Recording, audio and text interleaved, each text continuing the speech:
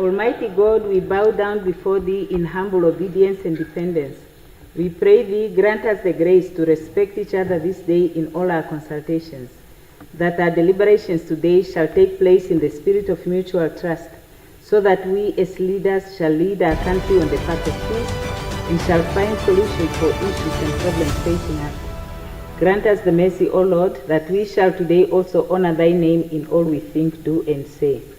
Almighty God, we pray thee, bless our land and all its people. This all we pray in the name of Jesus Christ our Lord. Amen. Affirmation. I solemnly affirm that I will be faithful to the Republic of Namibia and its people, and I solemnly promise to uphold and defend the Constitution and laws of the Republic of Namibia to the best of my ability.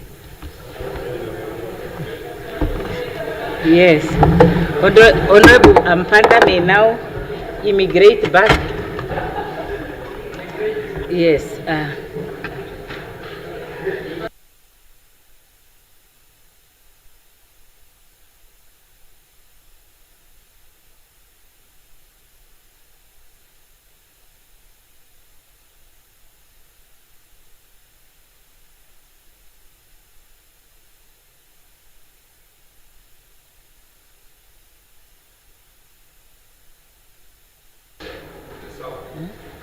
Yes.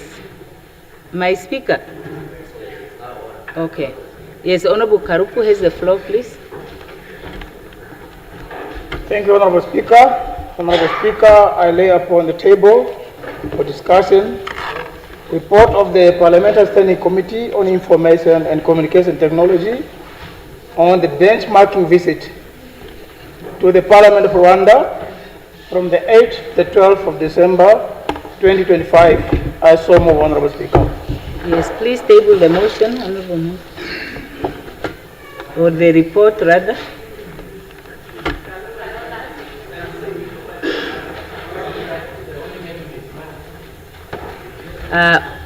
Okay. Other reports and papers? Notice of questions? Yes, Honorable Thete.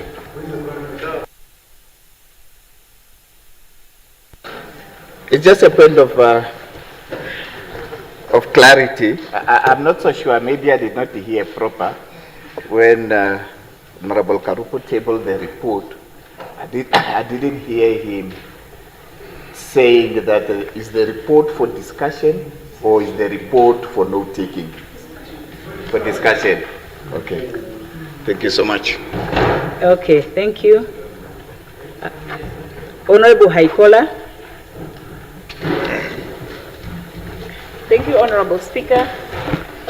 While housing and service delivery are often highlighted as key challenges facing local authorities in Namibia, an even more fundamental issue underpins these difficulties: financial management and financial policies. Many Namibian local authorities, particularly smaller towns and village councils, face severe cash flow crisis due to millions of dollars in uncollected customer debt for municipal services. We commend the Minister's decision and directive for local authority to terminate services to institutions that have not paid for their municipal services, particularly government institutions. We especially welcome this directive because while funds for utilities, water and electricity, are usually budgeted for, these funds are often diverted to other activities, including travel and subsistence. The directive from the sector minister is a timely reminder to this institution that the culture of non-payment for services rendered by local authorities must end. While we welcome this development, we remain concerned about long-term solutions to debt and credit management at local authorities. In SADC region, concrete steps are being taken toward the model law for public finance. Namibia will soon move towards enacting a Public Finance Management Act, which will contain model provisions for the region. However, local authorities' financial management policies differ, with each authority following its own path. This is why when one examines the Auditor's General report on various local authorities, one discovers strange inconsistencies. In one locality, an authority struggles with a particular issue while another succeeds in addressing it, and vice versa. Honorable member, what is it that you are doing? What is that? Is that a motion? No, Honorable Speaker. What is it? Yeah, the questions are coming. Okay, Honorable member, the question is too long, and I'm saying this to all the members. Proceed, please, but let's try to be brief with the questions. Really. Okay, Honorable Speaker. Given these circumstances, notice is hereby given to Honorable James Sangwasa. The following. 1. What has been the outcome of the ministerial directive to local authorities to disconnect government offices and institutions that owe them? Was your directive effective? Please provide the amounts that were paid to local authority as a result of your intervention. Question 2. Does the Honorable Minister agree that we need a standardized or model credit and debt collection policy that local authority can adopt to ensure uniform, accountable and effective revenue collection, thereby reducing the need for ministerial directive? The last question, Honorable Speaker. Does the Minister agree that such a model policy can be passed as regulations under Section 94A1 H of the Local Authority Act 1992, Act number 23 of 1992 as amended? It is so submitted, Honorable Speaker. Okay, please table the question.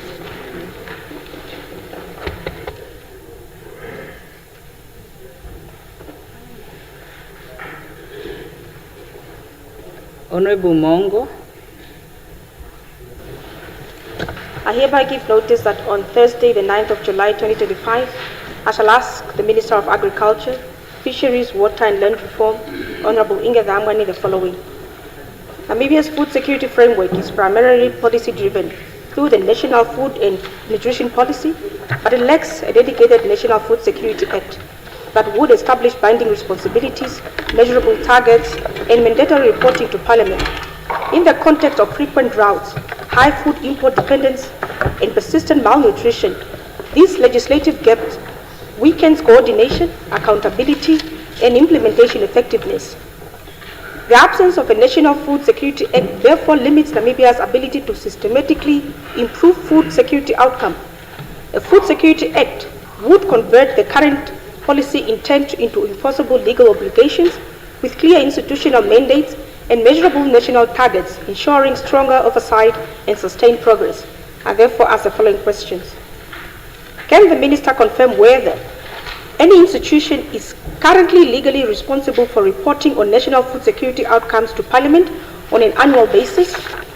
What legislative gaps has the Ministry identified in Namibia's food security governance framework, mainly regarding coordination between ministries responsible for agriculture, health, education, and social protection? Given Namibia's vulnerability to drought and climate shocks, has the Ministry considered legislating minimum standards to strategic food reserves and emergency food response mechanisms? What accountability measures exist when food security interventions fail to achieve their intended outcomes, or when vulnerable communities continue to experience food insecurity despite government programs? In the absence of a National Food Security Act, how does your ministry ensure accountability for the effectiveness of national food security interventions? And lastly, Honorable Minister, would you agree that the current food security crisis in Namibia is partly attributable to the absence of a National Food Security Act that would coordinate food security efforts at the national level? I so submit. Yes, please table the question.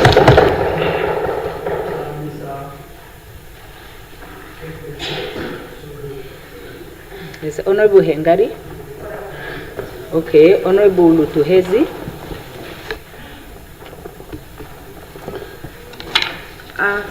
Thank you, Honorable Speaker.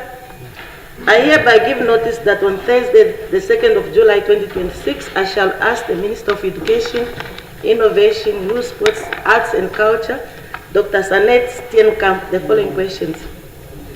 The Regional Advisory Counseling and Education, RACE, has reported that 225 grade 10 learners in Kavango East fell pregnant within just 4 months, between January and April this year, with 18 cases recorded at Tulingireni Project School alone, including learners as young as 15 years old. These pregnancies are deeply alarming and raises serious child protection concerns.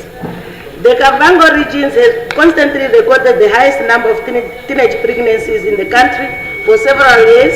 Despite these alarming figures, there have been no publicly reported investigations, arrests, or convictions of perpetrators responsible for impregnating underage girls, raising serious concerns about accountability and the protection of children.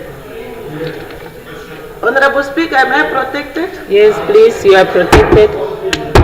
The Kavango regions are among the poorest in Namibia, and persistently high rates of teenage pregnancy continue to deepen poverty. Many young mothers leave school and struggle to provide for their babies while facing the rising cost of essential items such as diapers and infant formula, make it even more difficult to complete their education and secure a better future. These circumstances raise concerns about possible statutory rape, sexual abuse, and exploitation of children, particularly where very young learners are involved, and required urgent, coordinated government response. I therefore ask the following question, Honorable Minister. Can the Minister explain how the Ministry assesses the effectiveness of its teenage pregnancy prevention programs in the Kavango regions, and what concrete outcome demonstrates that these interventions are protecting children and reducing the teenage pregnancy? And the last one, what specific measures is the Ministry implementing to break the cycle of teenage pregnancy and poverty, and to support adolescent mothers to continue their education? I so submit. Please table the questions.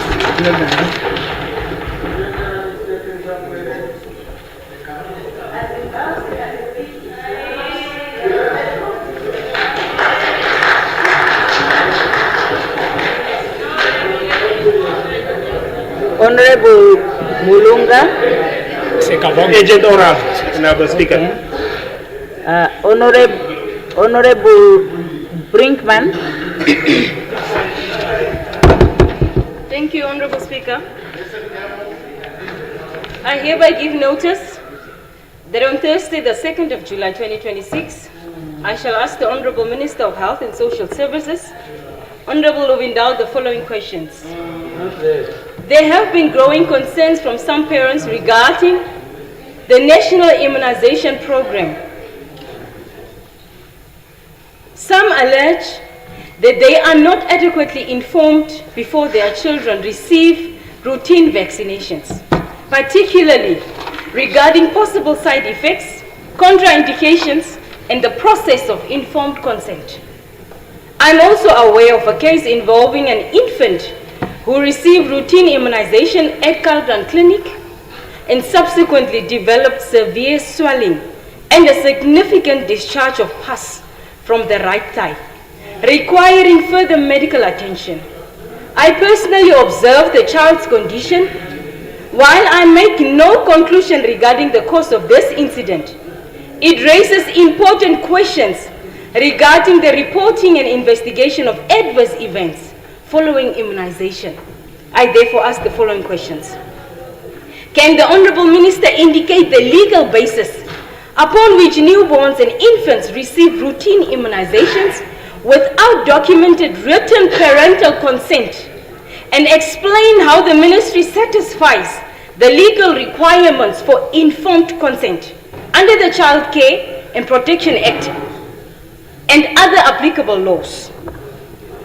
How many adverse events following immunization have been reported during the past 5 years, and how many of those were investigated? Lastly, will the Minister table the Ministry's policies, guidelines, and standard operating procedures governing informed consent and adverse events following immunization? I so submit. Please table the questions.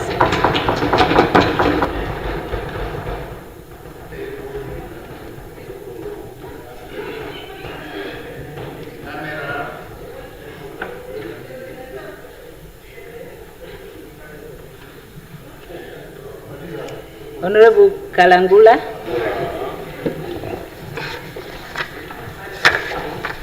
Thank you so much, Honorable Speaker. In respect of accountability and good governance, I hereby give notice that on Thursday, the 9th July 2026, I shall ask the Minister of Works and Transport the following questions.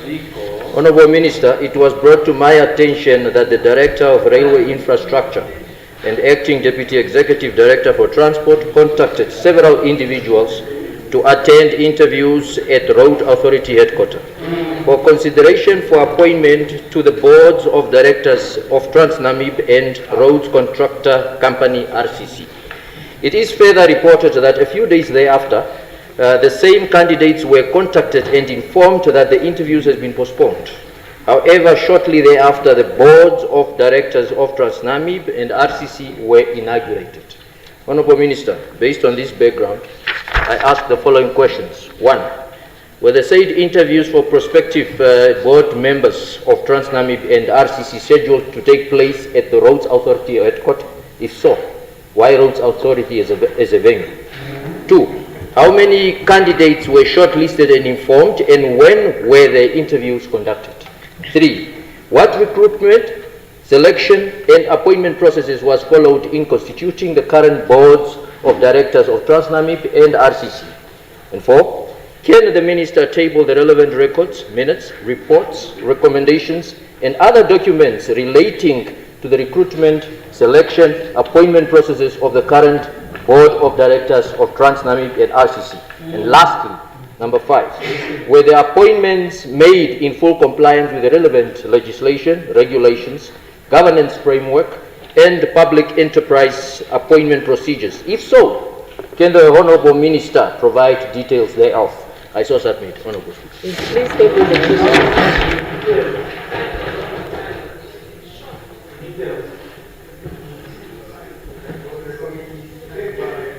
Yes. Honorable Kandorogu. Thank you, Speaker. I hereby give notice that on 3rd July 2026, I shall ask Minister of Justice and Labour Relations, Honorable Philemon Emmanuel, the following questions. Beifang Mining Technology Service Namibia Pty Limited was registered in Namibia in 2013 and has grown into comprehensive mining service provider with direct foreign investment of 2.2 billion. The company operates under Namibian law, adhering to local regulations while integrating into the community where it works. Its operations include 2 major mine projects, 2 explosive plants, and various other facilities, contributing significantly to Namibian economy, workforce, and local development. Beifang Mining employs over 915 people, with 93% Namibians and 7% Chinese professionals, reflecting a strong commitment to local skills development. In 2025 alone, the company invested over 5 million in training and development, supporting skills transfer, maintaining worldwide class operational standards. Operation and service. The company provides a wide range of mining services, including drilling, blasting, and operational support. Its drilling production division at the Rossing site focuses on accurate measurements, drilling positioning, and operational efficiency. However, to the contrary of the above mentioned information, here there are many underlying factors of how our workers are being treated at Beifang Mining. Beifang provides contract labor system instead of 5-year fixed term contract based on the lifetime of the mine. There are international experts that come for understudy program or knowledge transfer to the local for a fixed term of 2 years and to be extended to 3 years, but they end up changing employees or departments to extend their stay in Namibia until they get permanent residence permits. Most of the Namibian employees are not getting permanent contract, while all the foreigners are the only with permanent contracts. Honorable Member, the time is going. my time, I hereby ask the Minister the following questions. Honorable Minister, have you or any of your labor inspectors ever engaged with Beifang mining disgruntled workers?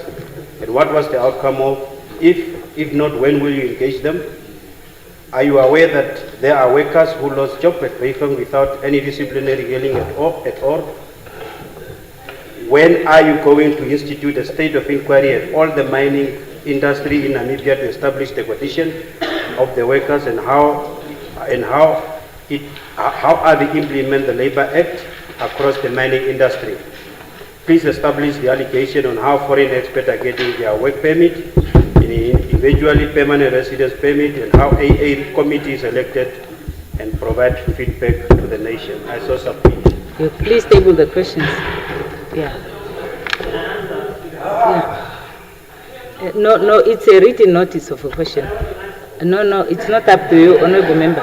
Yeah, but I wanted to say the member was asking very important questions. But when we make our introductions too long, we risk having our questions disrupted. And now I'm forced to extend the time because I don't want to jeopardize the opportunity to have that question answered. Please, let's try and summarize our questions. Honorable Hifikwa. It's oral agent, Speaker. Yes, Honorable Hifikwa, you have the oral. Oh, okay, also it's oral. So the last one is Honorable Lukato because the time is up now for written notice of questions. My relative sister, Speaker of Parliament, leaders of various political parties, members of Parliament, good day. Today, Tuesday, 3rd June 2026, I hereby give notice that on Thursday, 9 July 2026, I shall ask the Minister of Finance, my relative sister, Honorable Erika Shaduka, the following questions. Shafuda. Point of correction. It has been observed that since Namibia attained independence in 1990, the South African rand continued to circulate and be accepted as a legal tender in Namibia alongside the Namibian dollar. However, while the South African rand are widely accepted in Namibia, the Namibian dollar is generally not accepted for trade and purchase in South Africa, despite both countries being members of the Southern African Regional Economic Forum. So my first question, why Namibia continue to accept the South African rand and the legal tender when the Namibian dollar is not similarly accepted in South Africa? Number two, what economic or monetary benefits does Namibia derive from maintaining these arrangements? Number three, has the government, through the Bank of Namibia, considered ending the acceptance of the South African rand as legal tender and moving towards the excessive use of the Namibian dollar? The last one, Honorable Speaker, Honorable Minister. If so, what progress has been made and when can Namibians expect such a policy change? I so submit, Honorable Speaker. Yes, please table the questions, Honorable.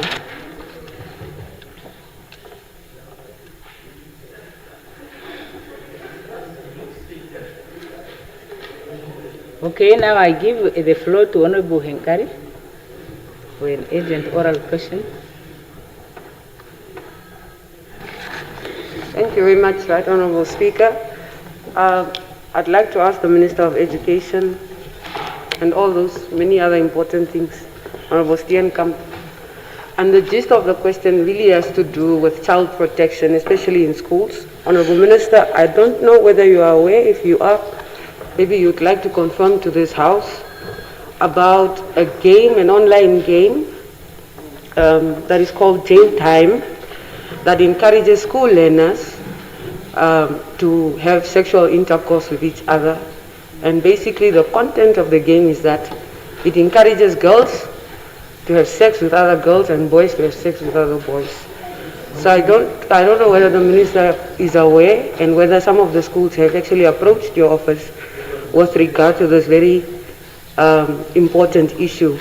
And I'd also like to know what the Ministry has done, not just to familiarize themselves with that particular online game, but also in ensuring that our children in schools are protected from sexual content. Thank you.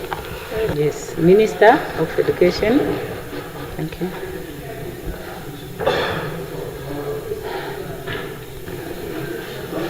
Thank you very much, Honourable Speaker and Honourable Member. Yes, indeed, we've learned about it. That has been circulating last year already. And this year, when it was circulated just last week, the ministry then made a follow-up also with schools in Khomas. Nobody has reported that to us. This is something that is being alleged it's happening. But we've also worked with our Programs and Quality Assurance Directorate and our clinical psychologists to reach out to the schools. We haven't received any reports. It's circulating on a group of Khomasdal parents, and that is also how it reached us. So we have got what we call a safe schools framework for which our teachers are trained, and we've got life skills and health education in schools. So on that issue, really, if it's not reported, all that you can do is really to work through the life skills teachers to talk about the dangers again of sex and the unintended consequences of sexual intercourse. But at this given point, we had no one reporting it to us except for what we got in our outreach then in the end. Thank you, Honourable. Yes, Honourable Mulunga. Thank you very much, Honourable Speaker. Yes, there are I have an two urgent people oral before question you. to the Honourable Minister I don't know. of I took them Agriculture, down. Honourable Ingezamani Kamwi. I'm sure the Honourable Minister is aware of the Malus Cormorant Company that has 111 employees that still has not been paid to date. And we thought the issues of the government redress program has been addressed by now, especially after we saw that there was a high-level delegation of the President, Her Excellency, the ministers, and almost the entire cabinet in Swakopmund to address the issues of the fishermen. Yet to date, these issues are still not settled. I'd like to ask the Honourable Minister, can you inform this House that what steps has the Honourable Minister taken to address the issue of this company, Merlus Cormorant, to ensure that they are in compliance with the government redress program? Number two, can the Honourable Minister confirm that the 8th administration is failing? Can the Minister deny or confirm if the 8th administration is failing to manage the natural resources when it comes to the fisheries? Thank you. Yes, Honourable Minister. Thank you.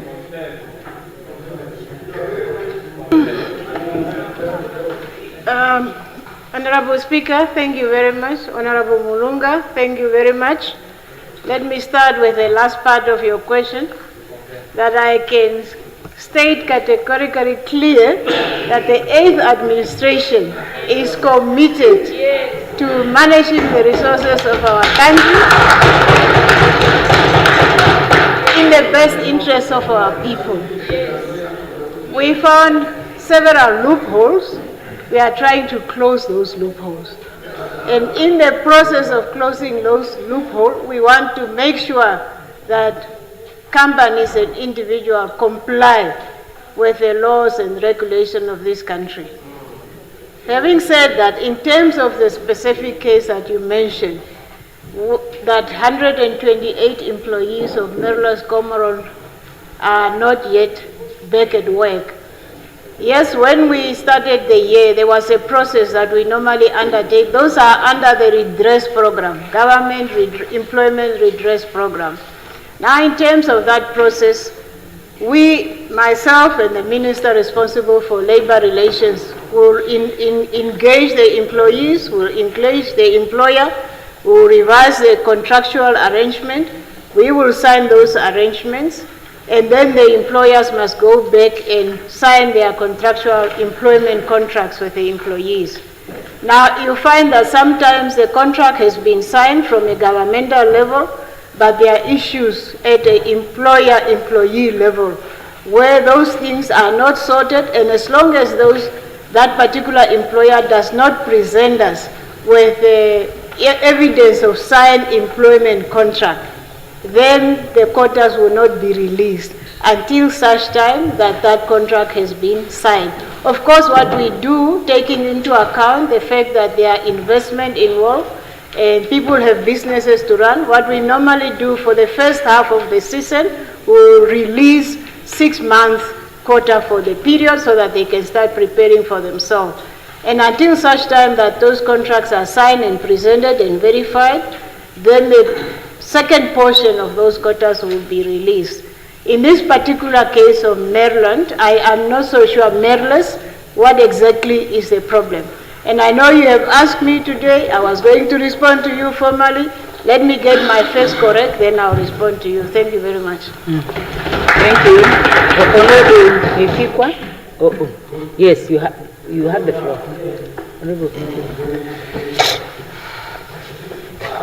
Thank you, Madam Speaker. Yeah, but she was before. I think what happened is the two honorable members, they were on the list. I called their names. They said their questions said agent oral.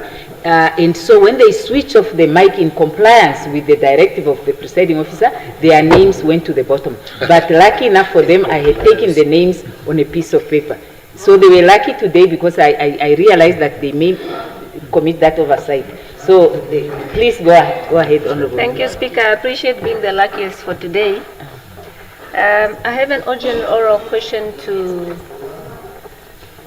the Minister of Education, Innovation, Youth, Sports, Arts and Culture. The gist is the placement of learners for 2027. Yes, Honorable Speaker, on the 18th of June 2026, the Deputy Minister released and addressed this House with a ministerial statement on the placement procedure of admission for 2027. The ministerial statement assured that the admission will be orderly and guided by the feeder zone priority rules, and that every child would have a place before the end of the year. Just 9 days after the release of the ministerial statement, the Directorate of Education, or rather the Regional Council of Erongo Region, issued a directive to suspend, to all the schools to suspend the enrollment process. So all public schools in Walvis Bay and Swakopmund were requested to halt the process due to lack of spaces. So, Madam Speaker, I want to highlight that since last year we were actually highlighting that the issue with placement is not about the application fee or the application process. It was because of lack of space. And we felt like nothing was done to date. Therefore, I just wanted to know what has the ministry been doing ever since we have been raising these issues to ensure that this recurring issue does not affect us this year. And the ministerial statement also indicated that there are certain schools that have space, but there was no list provided. Can perhaps the minister provide the list of schools that have spaces to guide the parents so that they can enroll their learners? Thank you. Yes. Honorable Minister.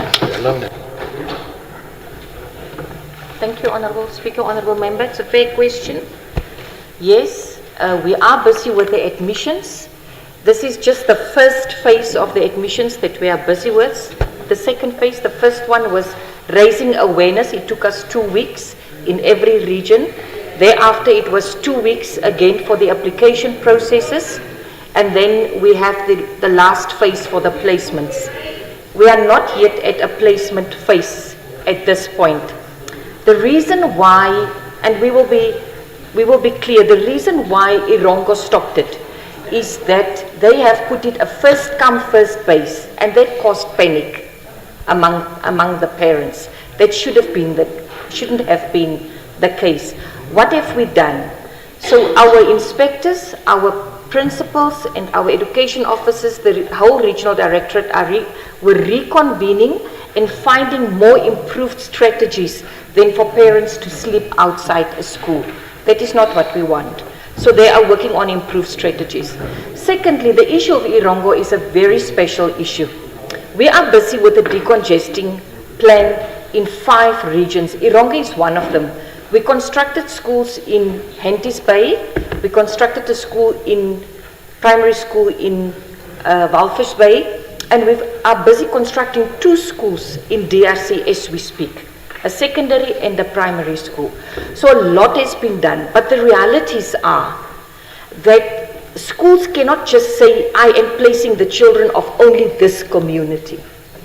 Schools are met with a demand from parents who are still moving from the one place to the other outside of the enrollment area.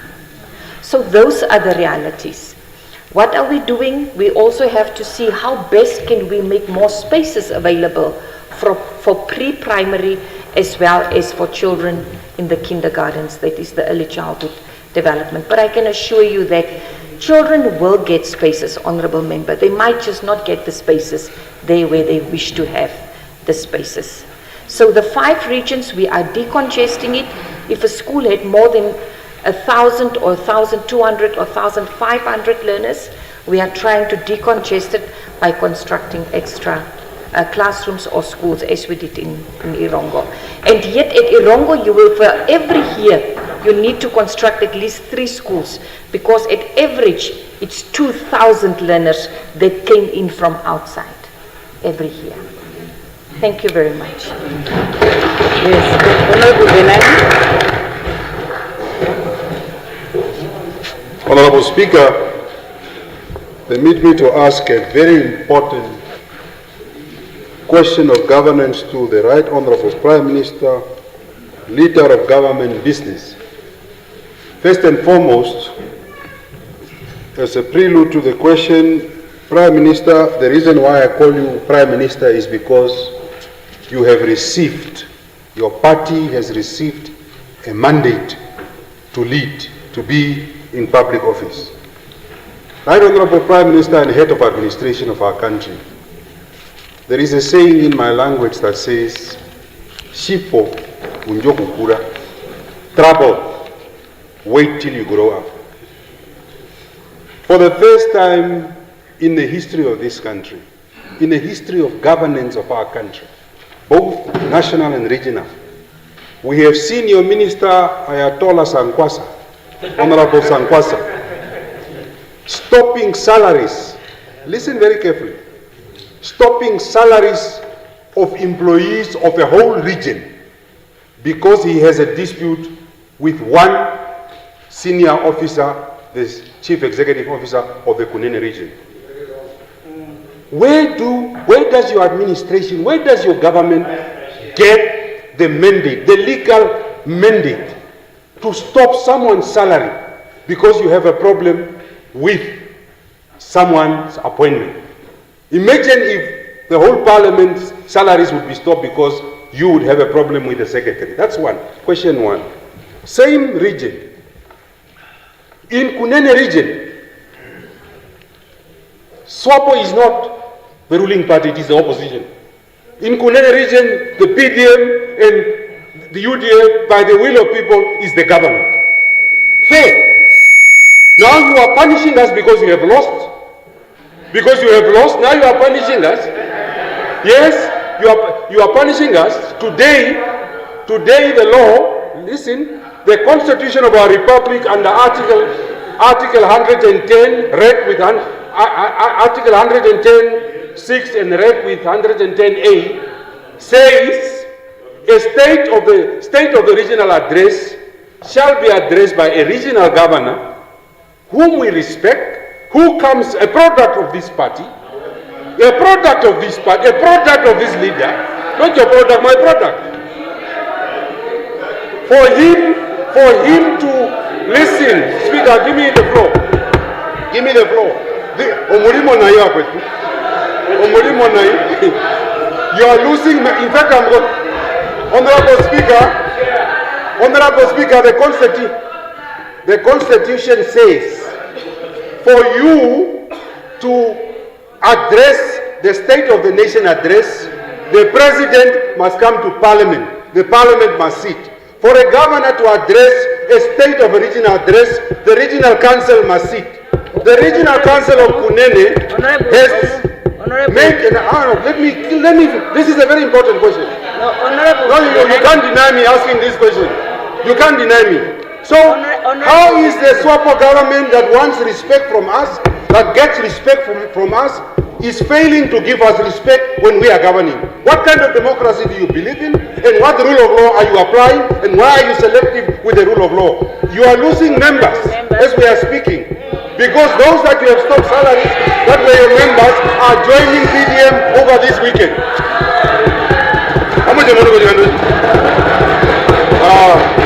that's the most immature way of running a country.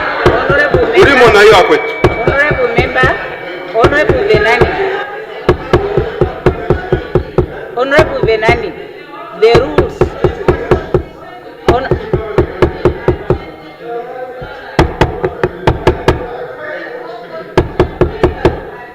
Honorable members, in terms of the rules, honorable members, in terms of the rules, a member may only ask one question. You ask two. You asked a question about Honorable Minister of Urban and Rural Development stopping the salaries of employees in a region. Yes, you pose that question. Okay, I listen to you without interruption, although you always interrupt me when I make my rulings. But the honorable member, you raised two issues. You raised the issue of the minister supposedly stopping the salaries, which is unlawful, and then you raised the issue of a governor delivering a State of the Region address outside of a regional council meeting. No, there is only one question that is going to be answered, and that is the question of the salaries. Honorable Prime Minister, you have the floor. Thank you very much, Honorable Speaker. Thank you,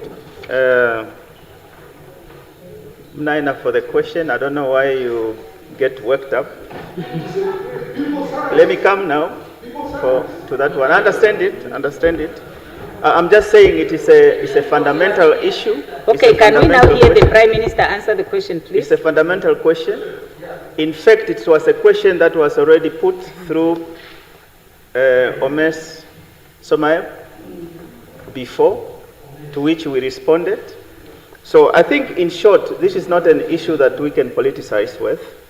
There is no structure of government in Namibia where there are Namibians working there and there is somebody deliberately would stop salaries. I don't think there is anything of sort.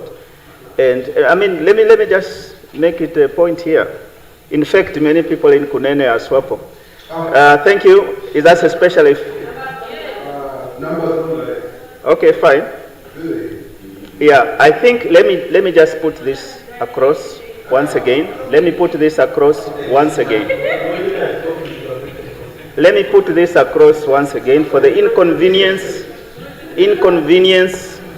endured by those public servants in Kunene for this mishap.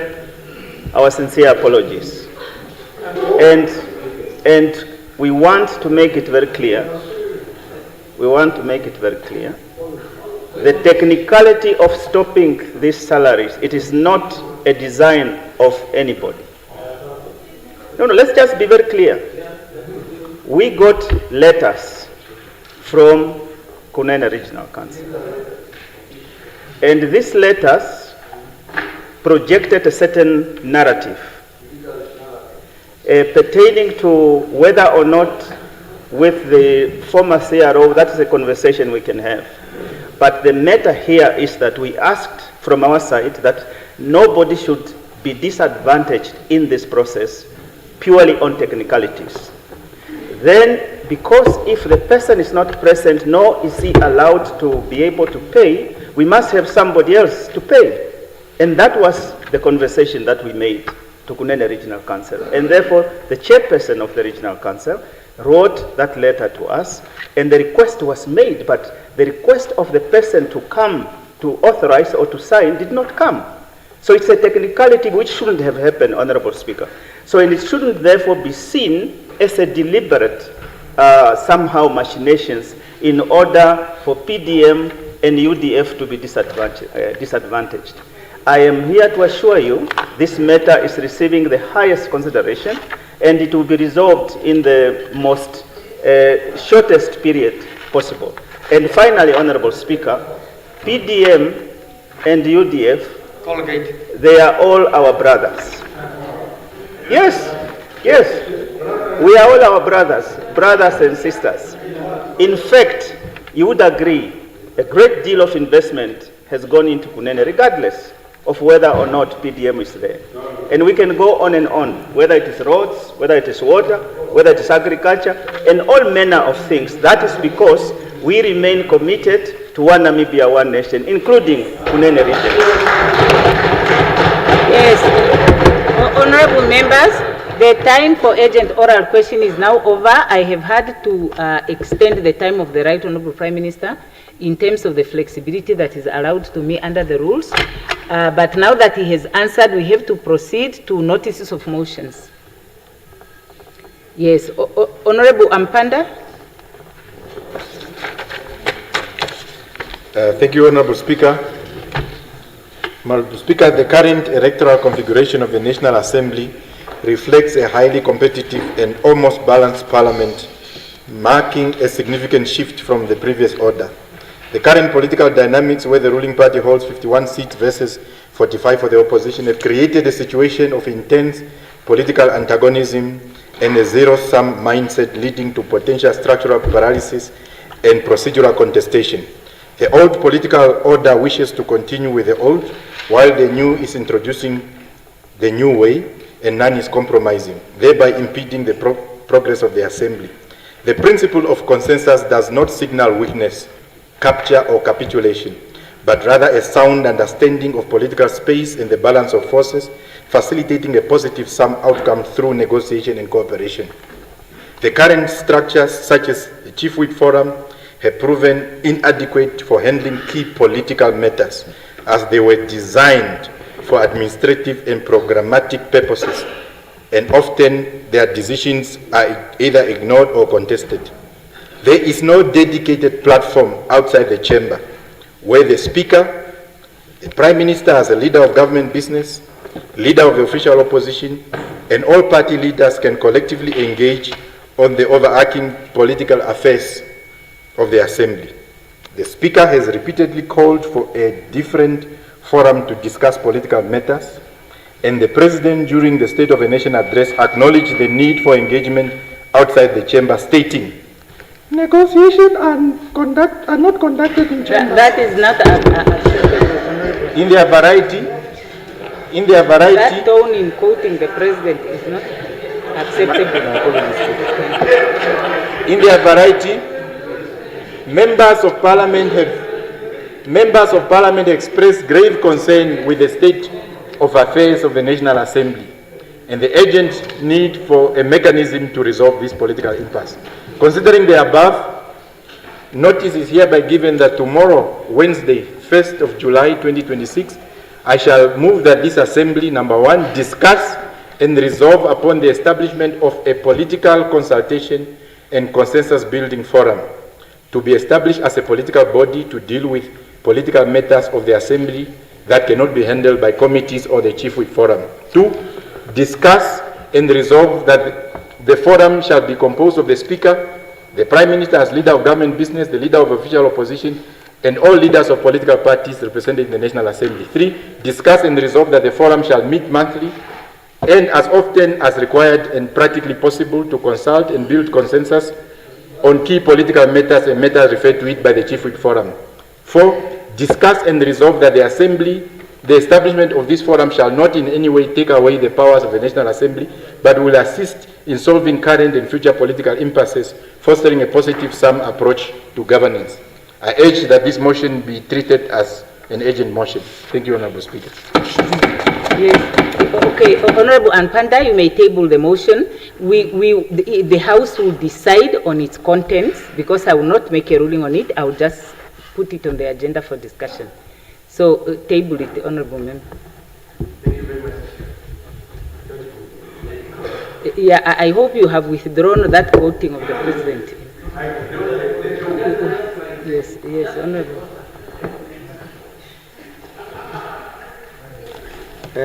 Thank you, Honorable Speaker.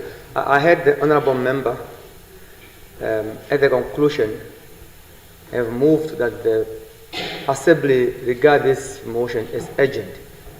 And I did not hear now the pronouncement. Whether is that also the context in which the Speaker have indicated? You look at the content and the content of the motion, or that the silence of the Speaker on the urgency, it means then the House consent that it's urgent and must be handled as such. I just want to have that appreciation. Yes, okay.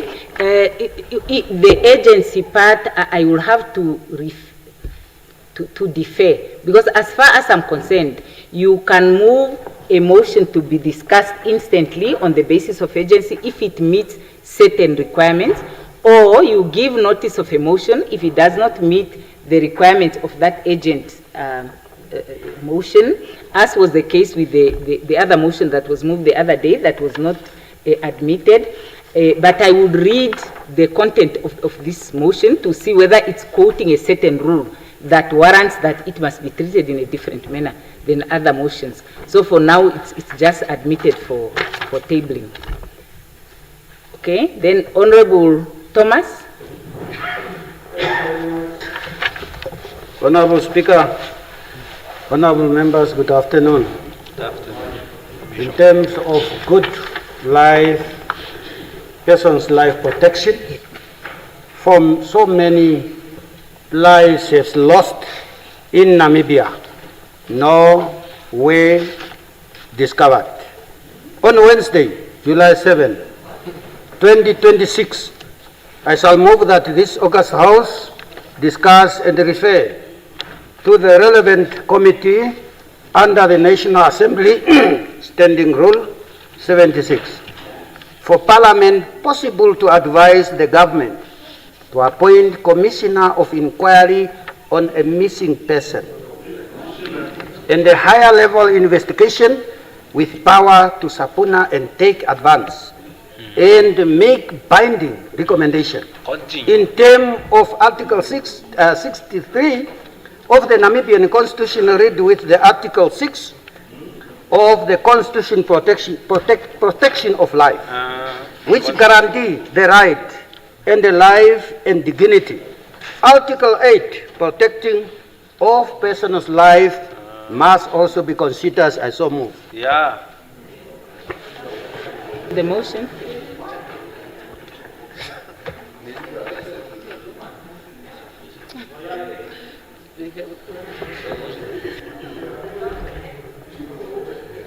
Yes, Honorable Lucato. Honorable Speaker, Member of Parliament, today, Tuesday, 30 June 2026, I hereby give notice that on Tuesday, 7 July 2026, I shall move that this August House discuss and agrees to table the motion on the installation of solar panels energy as the alternative source of energy in rural areas, informal settlements. I so move. Yes, table the motion. Yes, okay.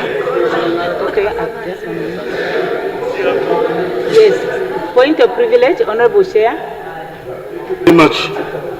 Thank you very much, Speaker. On a point of privilege, yeah, no problem.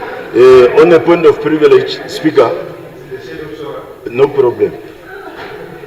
I think last week, Speaker, Munene and the Prime Minister asked us as the Assembly, and I think some of the leaders, Honorable Venani.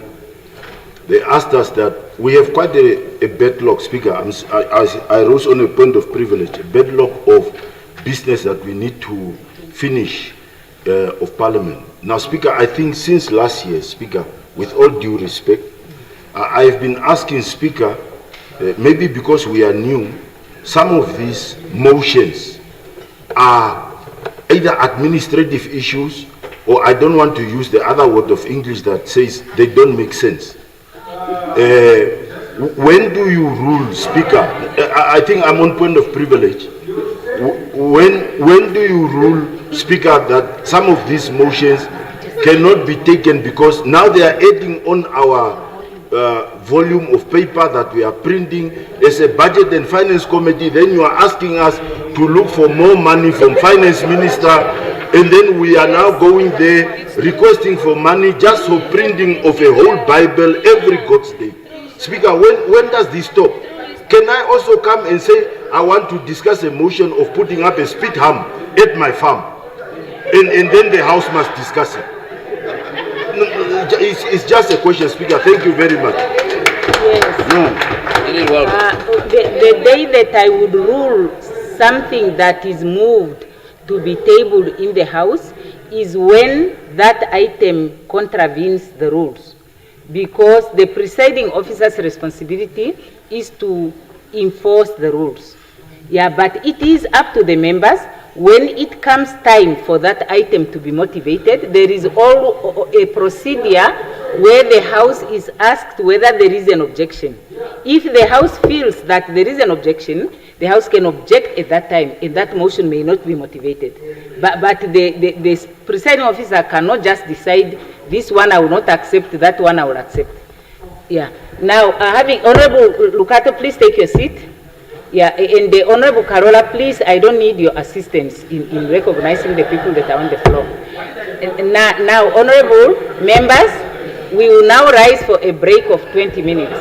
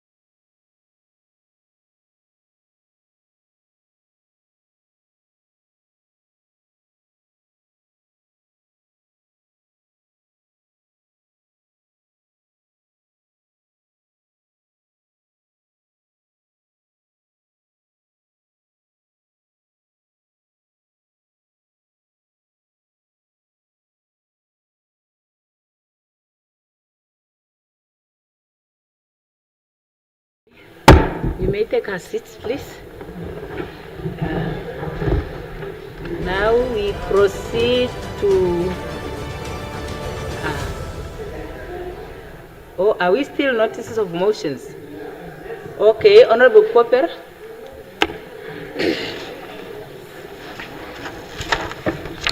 Honorable Speaker, I move without notice that leave of absence be granted to Honorable Evelyn Navas Stayele, Honorable Esperance Lubindao, Honorable Emma Theophilus, Honorable Franz Kapofi, Honorable Erika Safuta, in terms of Rule 124B, read together with Rule 76.1 of the Standing Rules, Orders and Internal Arrangements on Official Duty, from the 30th of June to the 2nd of July. I so move, Honorable Speaker. Okay, table the motion, Honorable Member.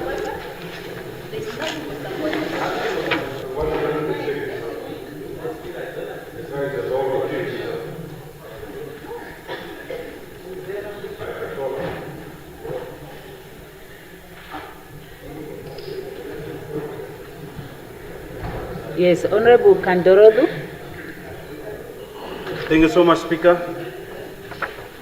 I hereby give notice that on the 8th July this year shall move that this August House discuss the following motion, that the House discuss the issue of immigration situation at the border post, considering what is happening in our neighboring countries, to be specific, South Africa, that the House discuss how work permits are issued in Namibia and visas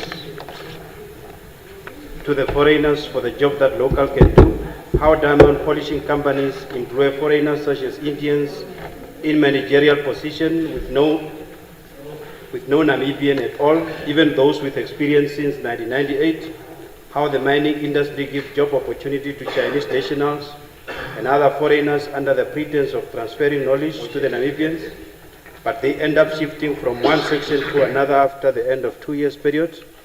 This Parliament must discuss how long-distance transport industry or truck owners employ foreigners while they sit with lots of local driver CVs on their desk. This Parliament must go deeper on how Ministry of Home Affairs, Immigration, Safety and Security, they operate at the borders, how work and visas are being issued, while no job advertisement advert is being attached to the application at all as required by the law and regulation.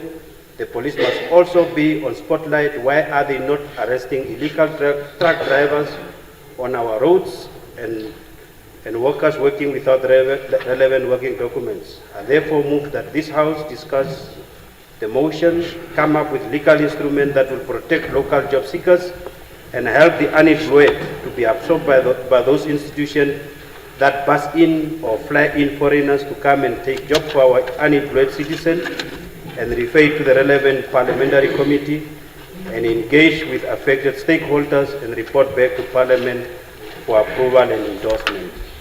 All this is in the interest of making sure job is reserved for our children so that they cannot run away and seek job elsewhere. I so move. Yes, thank you, Honorable Member. Honorable Members, we motivate our motions during the motivation, but you are within the time, you may table your motion.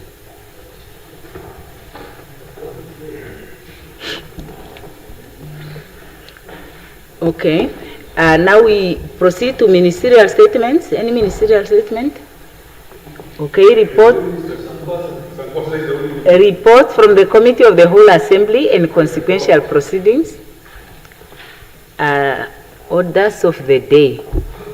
The Secretary will read the first order of the day.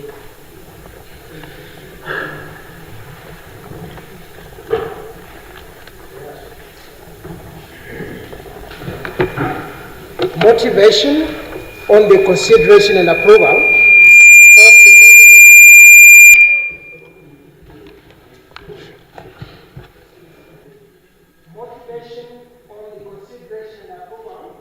of the nomination of Dr. Hersen Sindano for the appointment as chairperson, and Dr. Emerentia Leonard and Ms. Juelita Diva Ferreira as members of the Electoral Commission of Namibia. Yes, when the Assembly adjourned on Tuesday, the 23rd of June, 2026, the question before the Assembly was a motion by Honorable Pohamba Shifeta.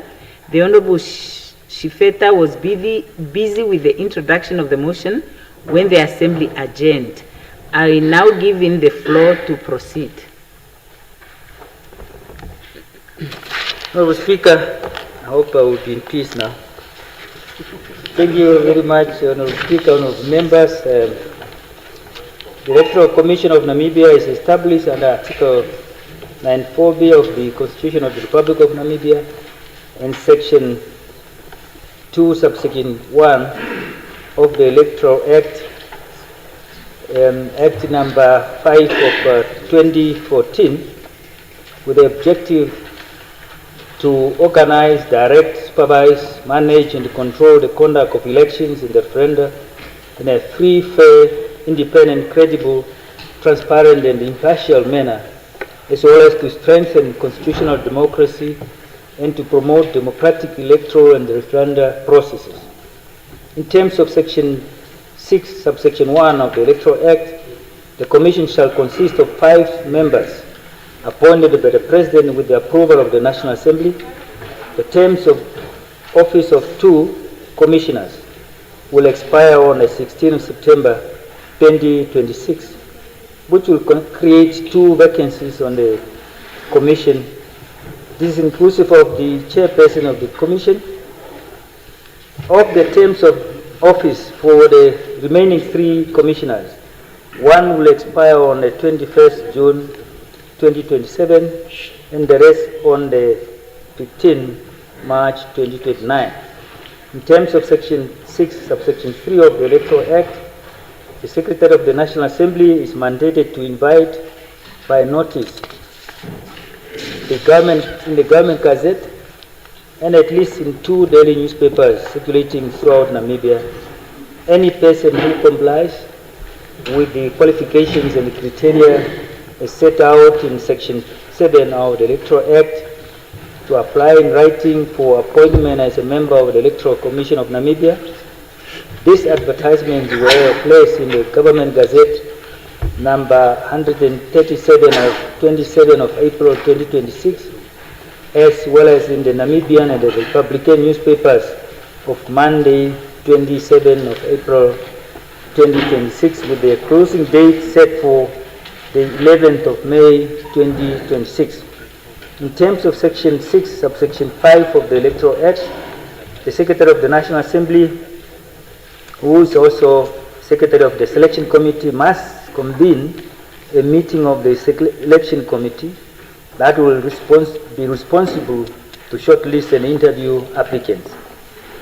The Selection Committee, in terms of Section 5 of the Electoral Act, shall consist of the chairperson of the Public Service Commission, who shall be the chairperson of the Selection Committee. 2, the chairperson of the Council of the Law Society of Namibia, referred to in Section 45 of the Legal Practitioners Act, Act number 15 of 1995, who shall be the deputy chairperson of the Selection Committee. 3, the chairperson of the Public Accountants and Auditors Board, referred to in Section 6 of the Public Accountants and Auditors Act, Act number 51 of 1951. 4, the Registrar of the High Court of Namibia, and 5th, the Director of the Namibian Qualifications Authority, appointed in terms of the Namibia Qualification Authorities Act, Act number 29 of 1996. In terms of Section 6, subsection 6 of the Electoral Act, the Selection Committee is tasked to 1, scrutinize the applications submitted, and 2, select not less than 10 and not more than 20 applicants to be interviewed by the Selection Committee.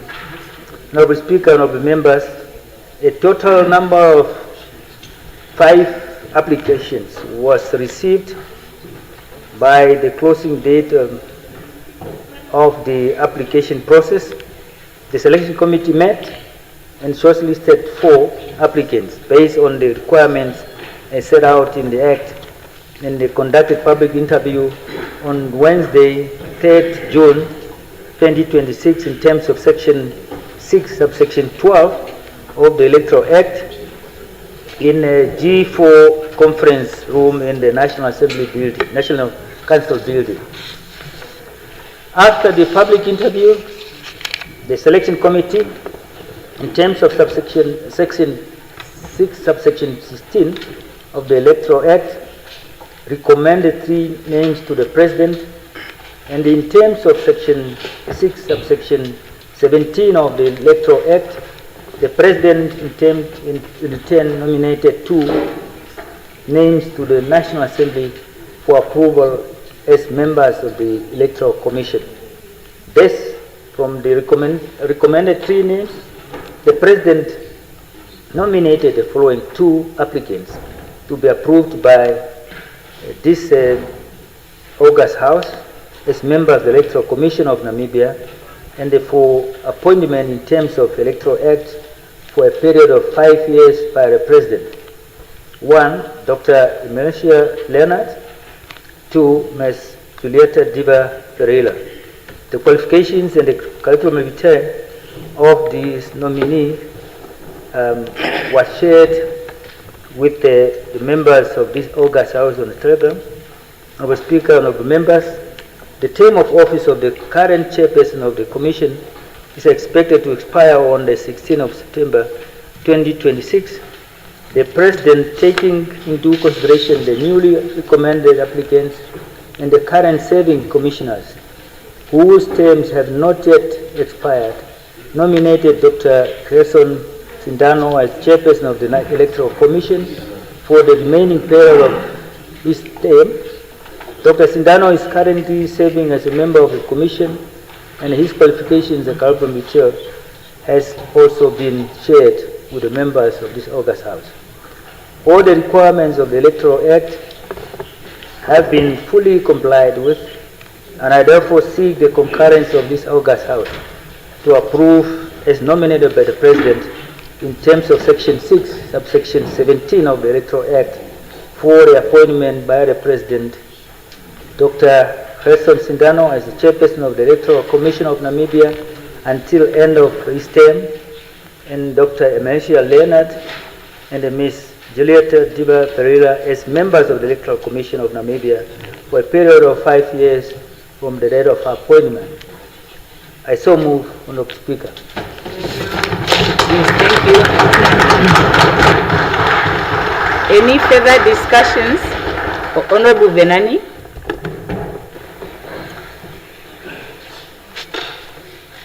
Honorable Speaker, honorable members, I rise to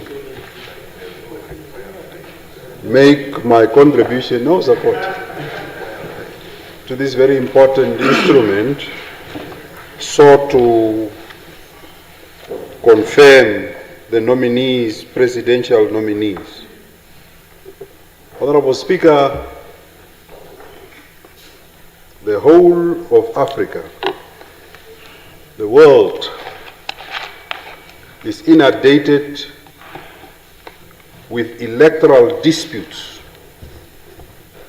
disputes of losers and winners, losers being rigged out of victory,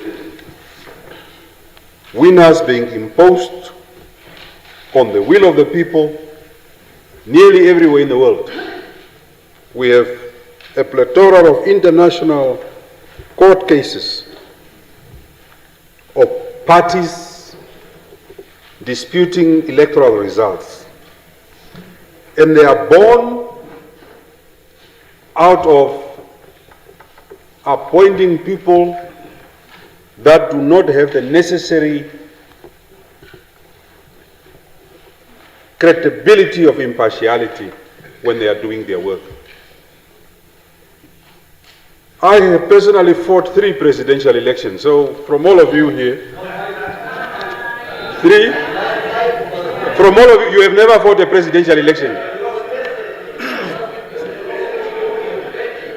I don't know why these juniors are really thinking I'm there.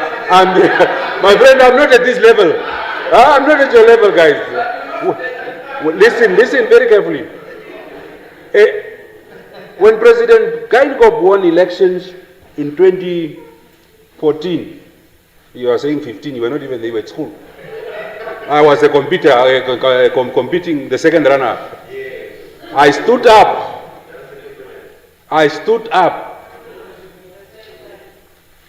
and I said, in a democracy, there must be winners, there must be losers.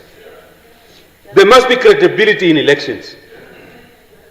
Amori Dembitha, what happened in 2024? Huh? The worst presidential National Assembly elections that this country had.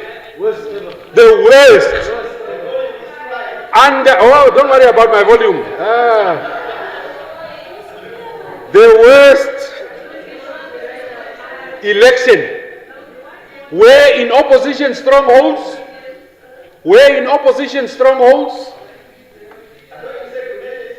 listen what happened. In opposition strongholds, the ballot papers went finished. Yes, Thomas, Erongo, Kunene, everywhere where the opposition was strong. This is reality.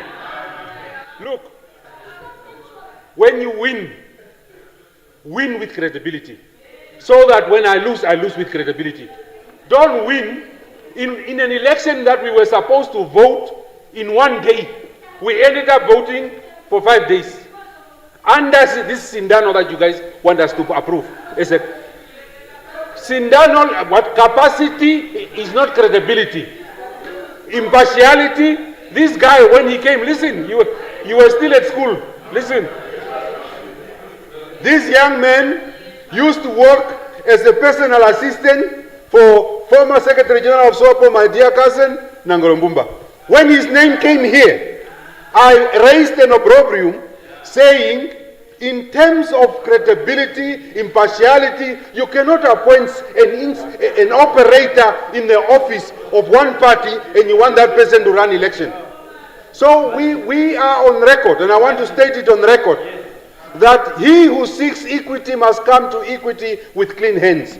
The man that you have proposed to become the chairperson of the commission does not have clean hands in our view. Dr. Sindano can be your Kamboroto, can be your friend, can be your cousin, can be your whatever. He can be anything to you. But we are saying,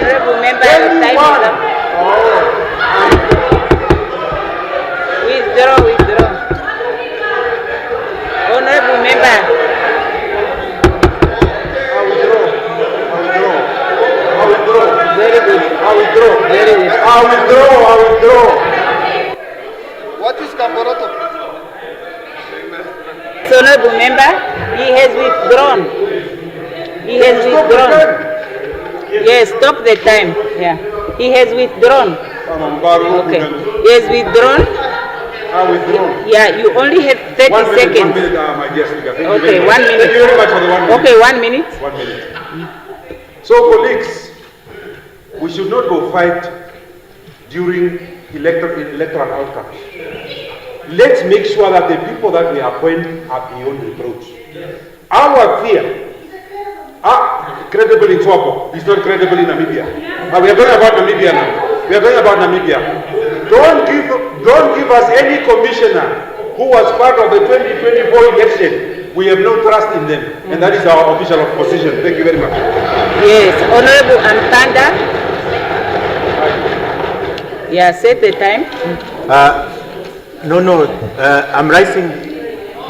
I'm rising, Speaker, firstly in terms of Rule 129. Okay. 3. We don't need to set the time. Okay. I'm rising in terms of that. Firstly, I want to ask before I proceed in terms of that rule. I want to ask Honorable Shifeta if he has in his possession the record, because I hear the rumor about what the President has said. Does he have the recommendation by the President? Does he have the score sheet? Does he have the minutes? in his position. That's what I want to ask before I proceed, Speaker. Yeah. Just want to okay, get... Honorable Ampanda, you may is it raise a point of what is it? Point of privilege in order to get clarity, not under 129. 129 is questions. Yes. So we are not on questions now. You see, that's what you did. When I was asking him a question under question, you said I must not ask it under question, I must wait. Oh, if you are asking a question now, yes, he will not answer now. You just ask your question and the next person will continue and you wait for him to answer at the end of the debate. If you ask a question. So if you want clarity. That's exactly what I was saying. If you want the clarity, you couldn't get that clarity that time because he was not on the floor. Because you raised that point of privilege before he was on the floor. But now he motivated. If you want an instant clarification, you have to raise a point of privilege to get the clarification. Okay. If you only ask a question, it will be considered to be a contribution. Okay. Then you would have forfeited your Yes. chance to come back and contribute to the debate. Yes, I'm alive to that. That's why I'm rising now on point of privilege. Thank you very much for the advice. I'm asking on the point of privilege so that why I'm doing what I'm doing is that in terms of section 94A, is it A or B? B. President recommends, Parliament approves, or with the approval. So we are doing together. So I'm approving or consenting to something. Yeah. So before I even proceed, Speaker, on that, I just want to get a confirmation if the mover has. I hear the rumors, but does the mover has a recommendation from the President? Does the mover have the minutes and the records of all these things that he's talking about before because I have two parts, or I must just address them at once? Maybe I can address them at once. Yeah, so the first component that I just wanted to get a confirmation from him, whether he does have the recommendation from the President that he's talking about, whether he has the interviews and score sheet and all those necessary documents that led to the rumors that we're hearing. So I just want to get that confirmation because I don't want to get to other issues before maybe I'm talking about something that is straightforward, if you can just confirm.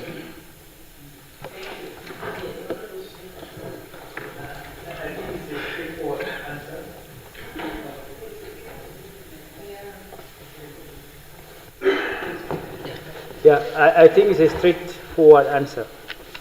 If you look at law, Electoral Act, the process is done here, National Assembly. All the records are here. They are not with the President. What the President receives is only the recommendation, because departing from, I'm saying the record is in the National Assembly with the Secretary, who is the Secretary to the Selection Committee. That is Secretary who does all the administrative work for this. I'm saying the Secretary has it. Office of this. I'm not the Secretary. Secretary has it. And even if I had an idea, verify the process which I have done, that's why I can confidently tell you that all other requirements were complied with from the beginning. When the chief electoral and the referenda referred that matter to the Secretary here, until the President does not give a recommendation to the individual here. The President, the recommendation, when the President gets a recommendation, the letter of the President for the nominated applicant goes to the Speaker. So in the Speaker office, select, and I can give you the example of last time, 2024, it was Honorable Karondo who moved this motion. Because it was because of the previous law that there was always debate why they think this election of the appointment of commissioners are always with the executive. There should be checks and balances. And this 2024 Electoral Act now balance that. That's why some of the things were taken, even the constitution of the selection committee. You can see the difference now between the prior to 2014 Act and the Act that we have now, 2024 Act. It's completely different. So I can assure you that the process, I have verified that, and I can confidently confirm that all things were done and everything is above board. Yes, okay. One thing, before Honorable Ampanda comes, that the process of identifying, of advertising and interviewing candidates and making a recommendation to the President was carried out by a statutory body, a body established in terms of the ECN. Now, that body is separate from the Assembly.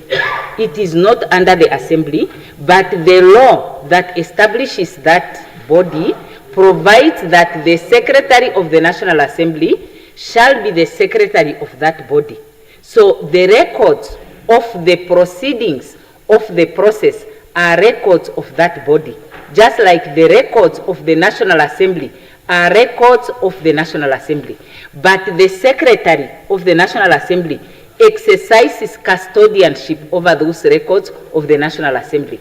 So if a person was to challenge any decision that is attributed to the Assembly, that person is to seek these records from the Assembly. The Secretary can only release those records on the instructions of the Assembly. So I just want to clarify to say these records of the process, the Secretary has access to them as Secretary of that body, and they are not with the Assembly. So, for example, I won't have them, and I won't be able to get them.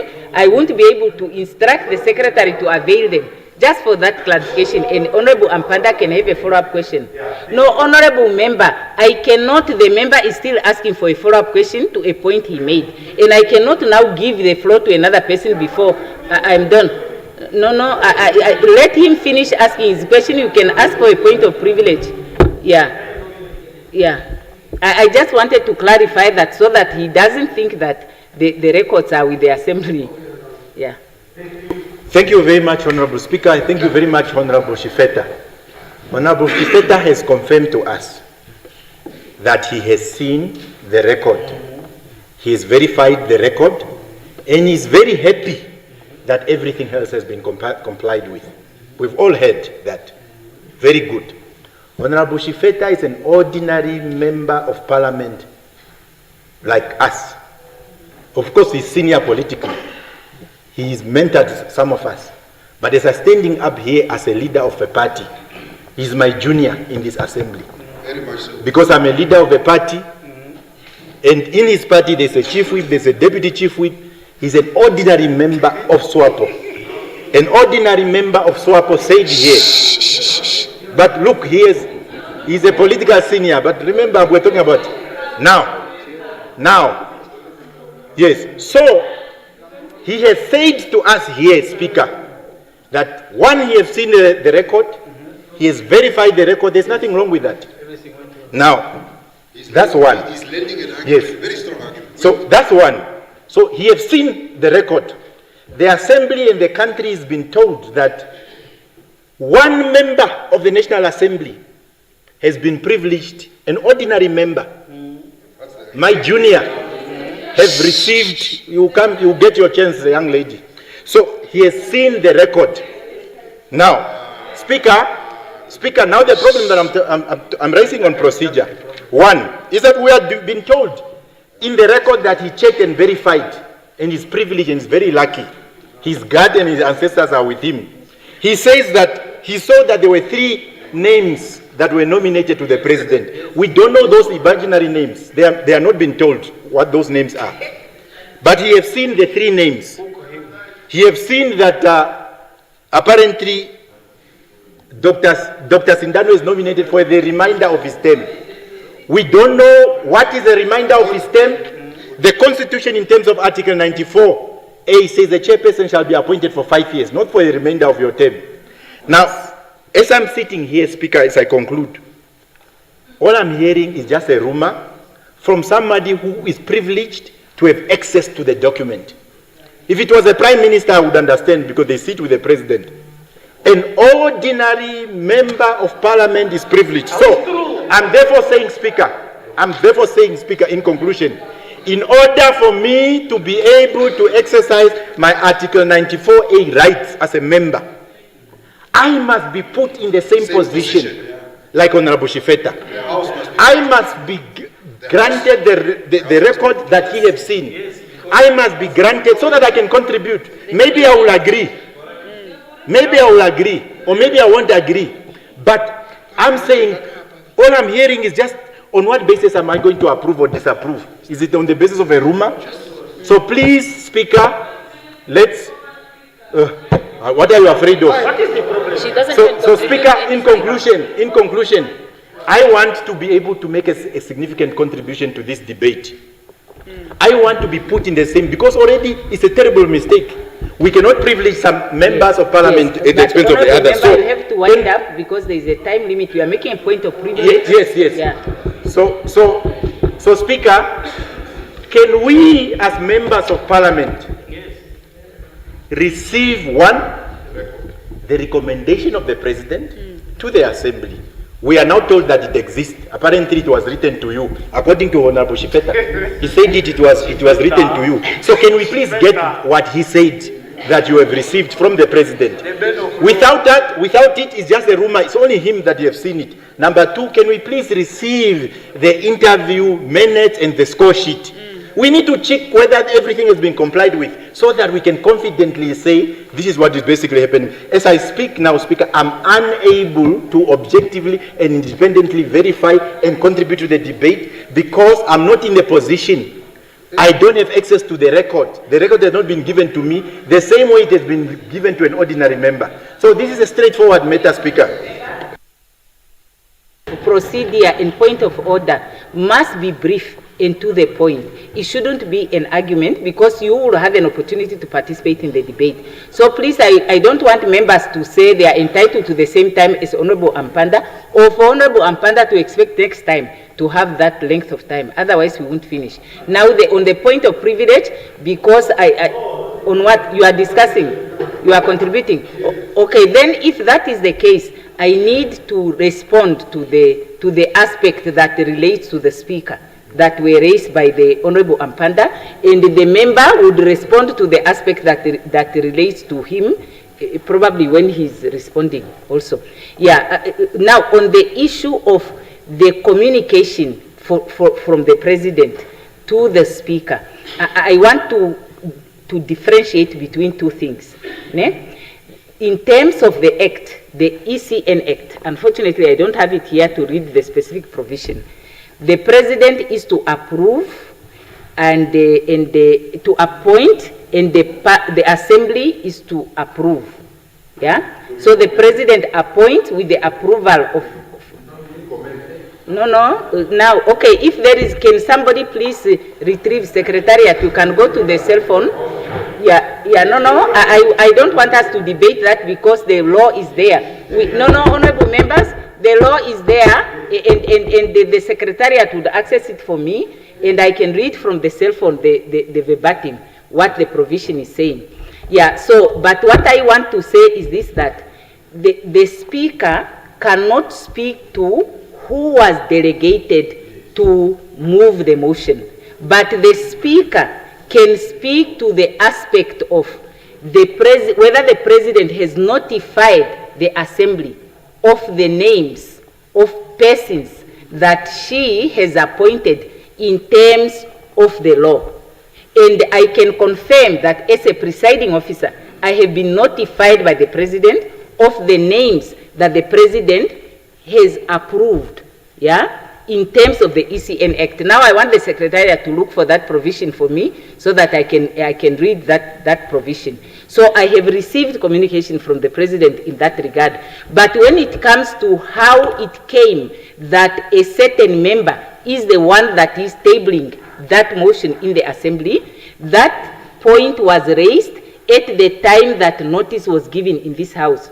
And according to Rule 6, to Rule 6 of the Standing Rules and Order, when there is a query raised, the presiding officer would review that, consider that query, and the presiding officer will make a ruling, or the presiding officer would put the matter to the House for discussion, after which a ruling would either be made or the presiding officer can allow that either a consensus is reached or a vote is conducted. It is my understanding that at that sitting that I did not attend, the presiding officer made a ruling. And that ruling of the presiding officer was to invoke Rule 7 of the Standing Rules, which says conventions and practices. And under sub 2 of Rule 7, it is said, presiding members may require members to comply with established conventions and practices of the House. And it is my understanding that the practice of the House has been that different persons, inclusive of members of the executive and non-executive members, have tabled motions of this nature in the past. And based on that practice, and in accordance with Rule 7, the presiding officer made a ruling to allow that. Now, according to Rule 6, number 3, it says, number 2, it says any presiding member may make a ruling on a point of order or point of procedure. Yeah, it can include that.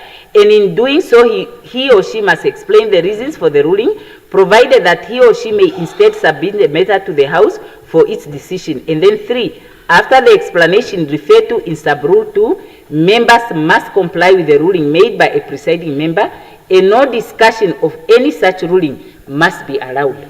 So I cannot revisit that ruling anymore. I can't open it up for us to discuss why it has to be Honorable Shifeta. That's the situation that I find myself in. Now, with regards to the communication from the President, I am happy to check my records and tomorrow come back here and read the communication. But there is no rule that compels me as a presiding member to circulate communications that are sent to me as a presiding member. So I will have difficulties to bring letters that I receive and circulate in this House. So that is what I want to say in regard to that issue. So why Honorable Shifeta was dealt with in my absence, and there was a ruling. But with regards to whether the President has communicated to me, yes, I can confirm the President has communicated, and I will go and check those facts, and I will come here and read that information to convey that in regard to the chairperson, the President has told me this, and in regard to the members, the President has told me that. Yeah. No, now Honorable Nashinge was before. No, he says it's a contribution. Point of privilege. Okay.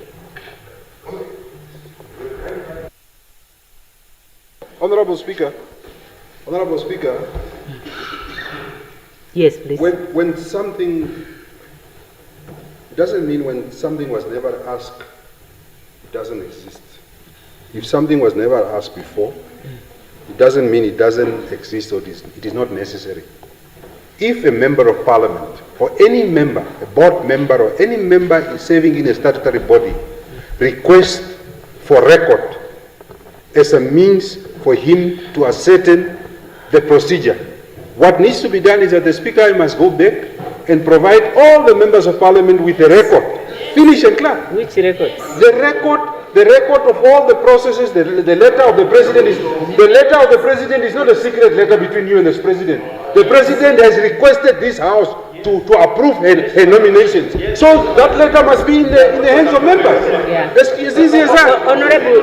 Honorable Venani, first and foremost, the presiding officer will not demand from the Secretary or from Honorable Shifeta for the records of the, what is that committee? Selection committee. Yeah, the selection committee. But, honorable members, hear me. But the members, if they have concerns and they want clarifications, the members can adopt a resolution where they request the selection committee to be the one to avail that information. No, I will not. I have made a ruling on that regard. I am not going to require a staff member, a person who serves a statutory body, just because that person happens to be a staff member at the assembly. Ask them to go and bring the records of that institution to me to distribute. It's outside of my mandate.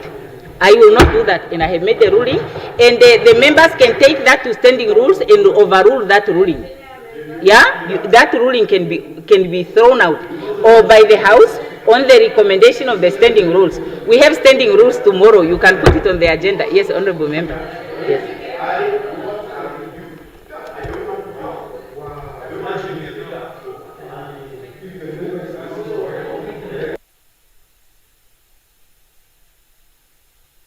No. Yeah, Speaker. Yes. So, Speaker, what I'm saying, so that we are not. No. I ask for a chance. No, we are. Yes. This is important. So, just wait for you to say d'accord. Okay. Yes, Speaker. Yes. So, Speaker, where I know for sure, Speaker, where else we wanted the record from? I have written correspondence. That's why I'm not talking about the secretary.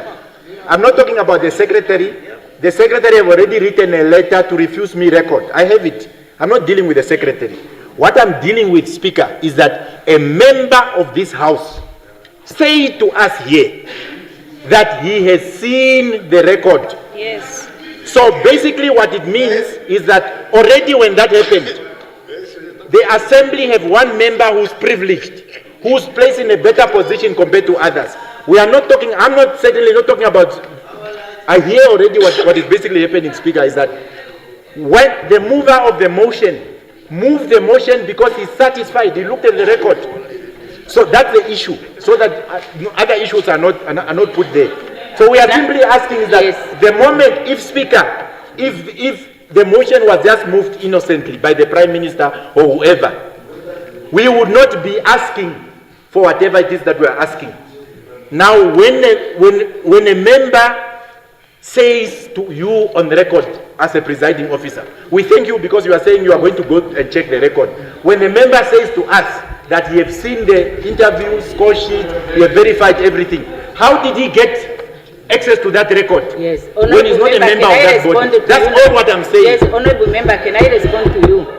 What I'm saying is that, you see, we have the debate on the motion where you will make your contribution, but you are now rising on a point of privilege.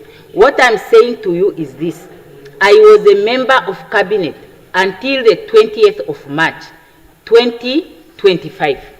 If you come to me as a member of cabinet and you ask me to give you a cabinet resolution, I will tell you to your face, I will not give it to you.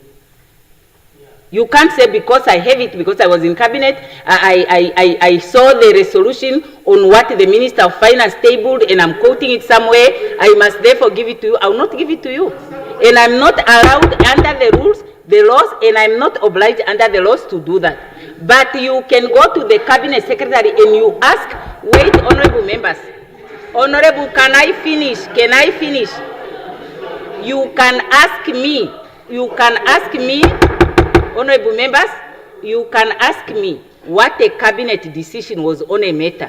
I have an obligation to answer that question. If it relates to my sector, or if I'm the Prime Minister as head of government administration, I can answer that question. But if you ask me to give you a cabinet resolution, I will not give it to you because there is no rule that compels me to do that. Yeah. So I just want to say, you honorable members, no, now I will no longer give, I'll give it to Honorable Nekundi, and then we go to the debate, honorable members. We can't debate point of privilege. Yeah, Honorable Nekundi, please, not more than 1 minute. Thank you very much, Honorable Speaker. The issue at hand is very important. Yes. Is it point of privilege now? Privilege or, kind of. Yes. Because otherwise you won't participate in the debate. Yes. Point of As I'm saying, the issue is very much important. I think it's the issue of how to proceed in the constructive manner. I believe that what the honorable member is asking, nothing wrong to ask. I think the issue is when do such records get produced and where does it get produced? What is important, and all of us must converge. Ordinary parliament, and I think this is world of how it works, including Namibia. When we want any member, be executive also, to produce records, the parliament is empowered to get such record. But where? It's when the particular committee of parliament will then ask that committee which have done there's that committee with that function to deal with it. That committee, there's a parliament committee which possibly, I don't know which one, deal with it, have the power to summon that record. And that record must be produced. If that person refuses, you can even take it to court and whatever it is. So I think that let us find it's important to have it to members that want it, but what platform? I think what is important to assist each other so that we use the right platform. But information, if it's required, we cannot deny it. It must be provided. The platform is what is correct. So the committee must just be established, what I think is already established, must demand from the appropriate committee. If that committee, the right officials will appear. If he refuses, the committee has certain powers, and it can be summoned, and everything must happen in that fashion. For now, I think I suggest we proceed in the fashion while the committee can take its effect. I so suggest. Honorable members, that's the point I made earlier. The records will be sought. The records will be sought from the selection committee. That is the point that I'm making. From the selection committee. You cannot say, I heard somebody has that record and that somebody who is not the selection committee must give me what they have. No, you can't do that. So, Honorable Member, Honorable Nashinge, please. Now we are back to the debate. We are back to the debate. Thank you. Thank you, Honorable Speaker. With all this said and the importance of what we are discussing, I would like to request for information pack for all the members that are nominated by the President, so that I acquaint myself with what I'm dealing with, because I don't have anything. Yes. And then, therefore, I would want to postpone this discussion to next week, Tuesday, so that all of us can really come prepared. To request for what? The records. And yeah, the record, everything, so that we at least by tomorrow, we get all that information, so that we prepare ourselves, because this is about the future of our country. Okay, so that's not a debate, then it's a point of procedure. That was a point of procedure. Honorable members, because I have a list of people, I have 7, the next is Honorable Murunga. No, we cannot rule when there are others who are asking for the floor. We cannot defer when people have asked for the floor to speak, unless if they are also going to ask for deferment. Yeah, Honorable Mulunga. Thank you very much, Honorable Speaker. I believe this House is guided by this book, which is the Constitution of the Republic of Namibia. On what point are you raising, Honorable Member? I'm contributing to the debate, Honorable Speaker. No, I just wanted clarity. Okay. You are contributing to the debate. I want to draw the attention of the Honorable Speaker to Article 94B, number 3, 4, and 6. Allow me, please, Honorable Speaker, to read them. Yes. Number 3, the Electoral Commission of Namibia shall consist of 5 commissioners, including the chairperson appointed by the President with the approval of the National Assembly, and such commissioners shall be entitled to serve for 5-year term, provided that no commissioner shall serve more than 2 terms. Sub-Article 4, subject to Sub-Article 3, the chairperson shall serve in a full-time capacity for a term of 5 years. For a term of 5 years. I underline that part. For a term of 5 years, it shall be eligible for reappointment. Number 6, the qualification of appointment conditions and termination of service for the chairperson, commissioner, and the electoral and referenda officer shall be determined in accordance with the Act of Parliament. Now, Honorable Speaker, we have heard in the motivation of Honorable the chairperson, Shifeta, that the term of the proposed chairperson is coming to an end on the 21st of June 2027. This is not in line with what the Constitution says. Because the Constitution is very, very clear. The person is to be appointed for 5 years. It doesn't say the person is to be appointed for the remainder of their term. It says it explicitly that the person is to be appointed for 5 years. Minister. So, Honorable Speaker, this House cannot be used to break the very laws that we have taken an oath to uphold. There is a point of order there, Honorable Member. You will continue. Point of order, point of privilege. Point of privilege. Point of privilege. Point of privilege. No, wait. Point of privilege. Usually they say that any reasonable man or woman is expected that the conduct will be such reasonable. And I recall, honorable members, in this August House and outside, there were people celebrating that the interview of the ECN commissioners was made public. Is that a fact or is it a rumor? No, I'm just saying. Point of order. No. Is it a fact or is it a rumor? No. Is it a fact or a rumor? So, Honorable Speaker, I think save in the fact that committees of parliament can summon authorities to be able to provide the answer. That is fine, that is understood.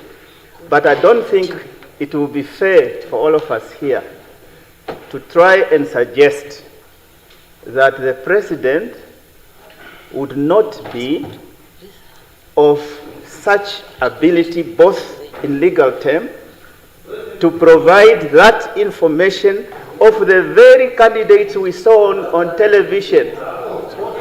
The very same candidates. No, I'm coming. Honorable Speaker. No. Honorable Speaker. Honorable Speaker,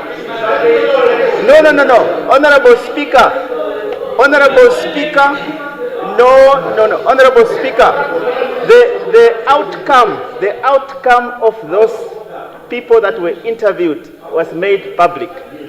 And therefore, what the President has written to the Speaker and what the President has asked or we have given to the Honorable Member there, it is not a secret. It is not a rumor. It is for public, it's in the public space. You know it, you have seen it, but you have seen it in the public space. Honorable Speaker, before I conclude, Honorable Speaker, before I conclude, in other words, honorable members, it's not that they don't know. They know, but they want to prolong and make circumvention so that we take time on this matter without it being adopted. That is my point of procedure. Yes, honorable members, thank you. Now, Honorable Murunga, please continue. Yes, on what point? Honorable Ampanda, on what point? On what point? On what point? Point of privilege, Speaker. So, Speaker, Prime Minister cannot trivialize the issue that we are raising. Because when the Prime Minister is accusing us of postponing whatever, we are not postponing anything. We just want the record. The record must just, you see now the Prime Minister. You see the Prime Minister. Speaker. See the Prime Minister. Okay, see the Prime Minister. Okay. Yes. So, Speaker, what I'm saying, Speaker, is that it is not correct for us to be accused, Honorable Speaker, on point of privilege, for us to be accused by the Prime Minister of delaying. The person who's delaying is the one who's not giving us the record. If the Prime Minister would have presented it, if the Prime Minister as a leader of government business would have presented it, we will not be asking the same question we are asking. We are asking this question because an ordinary member of parliament has been given record and the record has been denied to us. Honorable member, please take your seat. Honorable Prime Minister. No, both of you. No. Both of you take your seat.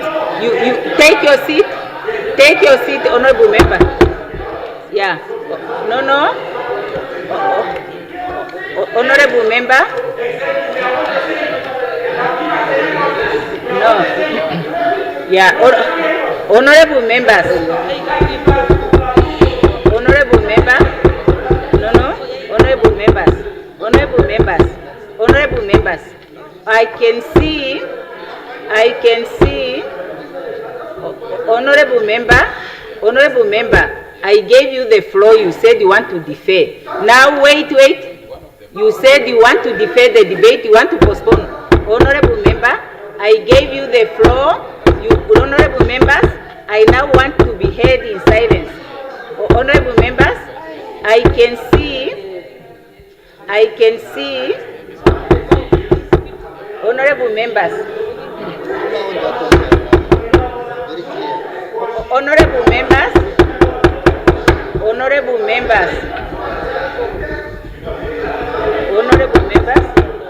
yes, I want to make a ruling first.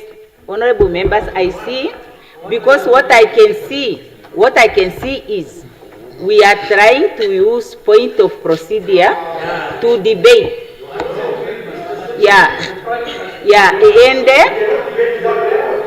And in terms of the rules, the presiding member can decline a point of order, point of privilege, or point of procedure, whatever, if in the view of the presiding officer, there is a feeling that the point of order is being used for other purpose than to raise a point of order. And this is what I'm seeing now. So much time is being spent on point of procedure, which is actually debating. When people can just ask for the floor to debate so that the member in response can answer those issues. Yeah, so if you put that query, the honorable who moved the motion would respond. Mara, now you are raising the issues under point of procedure, and I cannot allow a debate under point of procedure. Yeah, honorable members, please help me. I want Honorable Mulunga to continue. Yeah, and we can make a point of order on what Honorable Mulunga provided it's a point of order. Not to pursue this thing of a debate. Yeah, because now Honorable Mulunga has 2 minutes. And what is left? 2 minutes and 16 seconds. I want Honorable Mulunga to continue. Thank you very much, Honorable Speaker, for protecting me. Please continue, Honorable Mulunga. Thank you very much, Honorable continue, Speaker, for protecting me from the Right Honorable Prime Minister, because he didn't rise on any point that I've said. As I continue, Honorable Speaker, I'm actually very, very shocked that Her Excellency the President makes a recommendation of the chairperson when she clearly knows that it violates the provision of this very constitution that she took an oath to protect.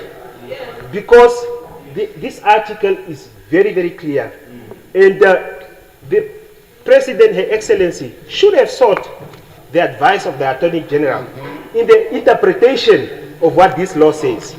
Because the motivation, Honorable Speaker, like I said before, doesn't speak to the remainder of the term, but it is very, very clear and explicit. So because of the above reasons that I have given, unfortunately, this House cannot approve the appointment of a chairperson who violates the provisions of this very constitution that we all took an oath to protect. So we should not approve this appointment until it meets the criteria of Article 94B, sub-Article 3, which is very, very clear that the chairperson is to be appointed for a period of 5 years. Thank you very much, Honorable Speaker.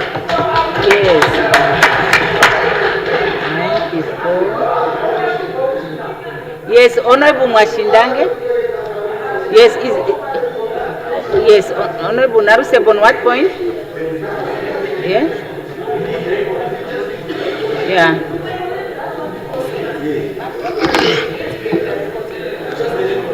Thank you, Honorable Speaker, honorable members.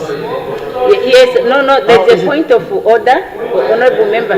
Yeah, let me hear what he's saying. I have already ruled there will be no debate on the issue. I want to hear what the Honorable Member is saying. I take it he is not going to debate under point of procedure.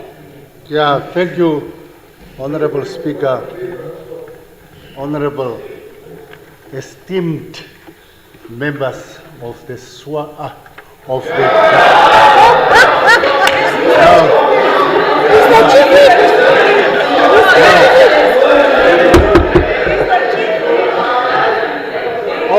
now esteemed members of the National Assembly,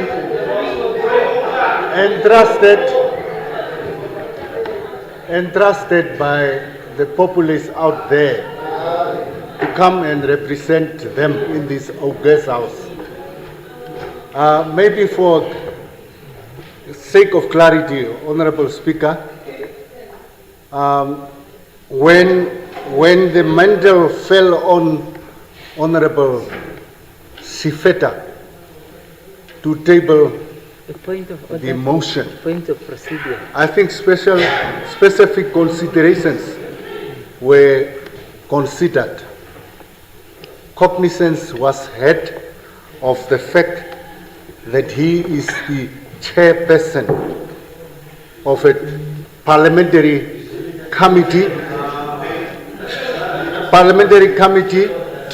specifically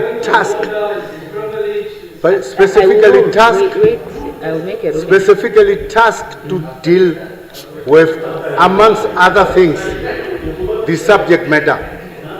Now, I don't think it was a random selection. I don't think it was. The rationale considered was because he is the chairperson of that specific committee, constitutional and so many things. So it's on that basis. Yes. It's on the basis. It is on the basis of that consideration, and probably also consistent with the conventions.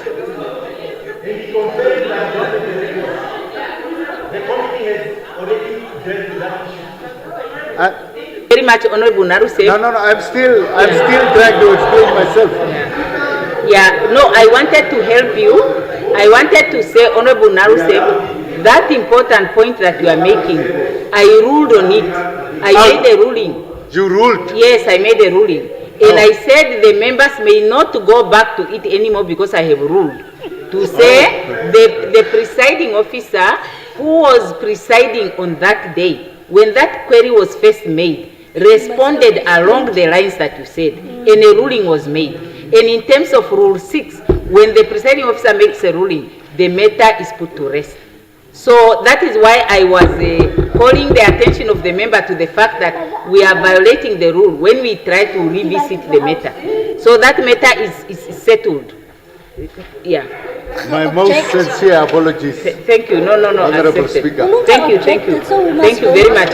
So we are settled. Please let's allow Honorable Mwashindange to proceed. Yes, on what point, Honorable? Yes.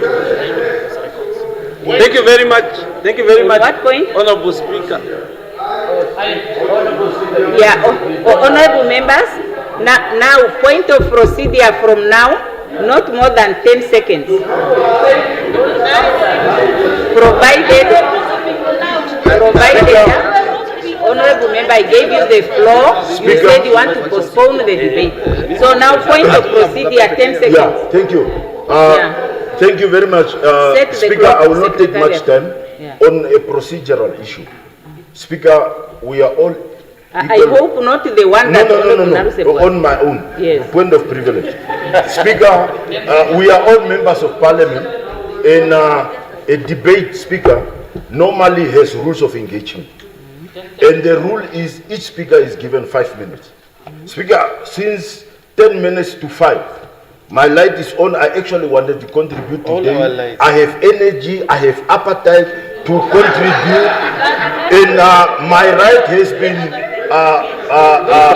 deprived and violated, because we have some super members who are speaking since 5 o'clock alone. Now, Speaker, please, can we stick to 5 minutes per speaker so that all of us can contribute, please?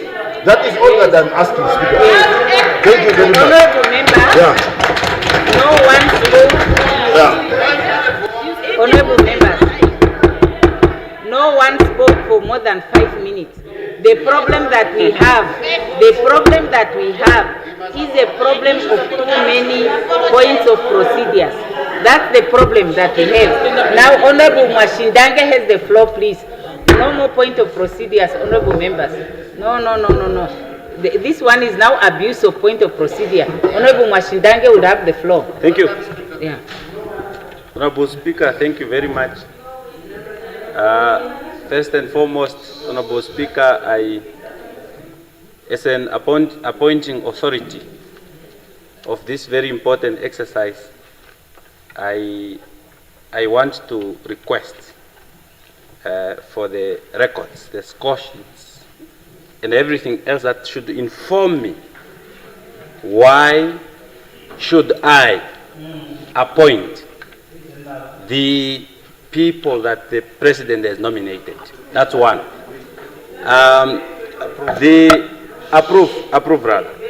The second thing, Honorable Speaker, is apart from Article 94B, 3 and 4 there, I want to be pointed to any other law that says we are able to appoint, you know. You see, the issue is, and this is the problem, Honorable Speaker. When we speak of the ECN, unfortunately it becomes a swapper baby. That they so defend, that they are so angry when the ECN is criticized, when ECN is a constitutional body that safeguards the democracy of this country. It shouldn't be as it's been taken a political party's baby. And this is exactly what is wrong in this country. Point me to any law, the legal provisions, Honorable Speaker, the legal provisions that authorizes the appointment of a chairperson for a remainder of a term. Where in our laws? There are only two things. The law, I'm not asking to be answered by Honorable Nekundi. I'm not, point me to any law whatsoever. Point me to the law. What is going on there? Yeah? Point me to the law.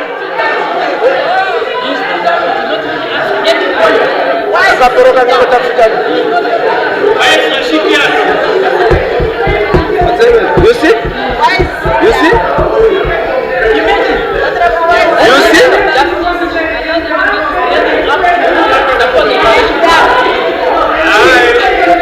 Continue.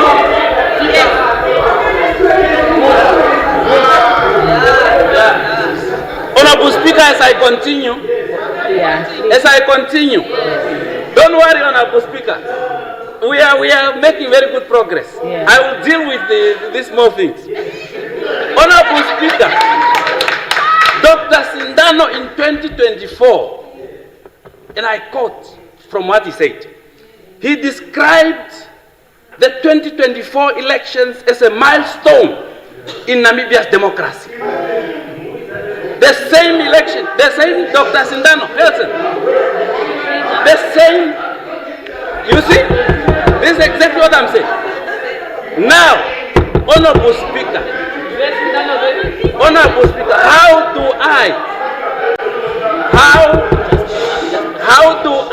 as a member of parliament, in my own conscience, Honorable members, how do I, in my own conscience as a member of parliament, agree to this appointment of somebody who goes and say the 2024 election, which was very problematic, without ballot papers, the worst election in our democracy?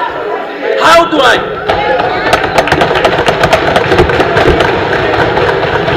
Honorable member, your time is up. No, my time is not up. Oh, Honorable Speaker. No, Honorable Speaker, as I continue, my time is still very much healthy.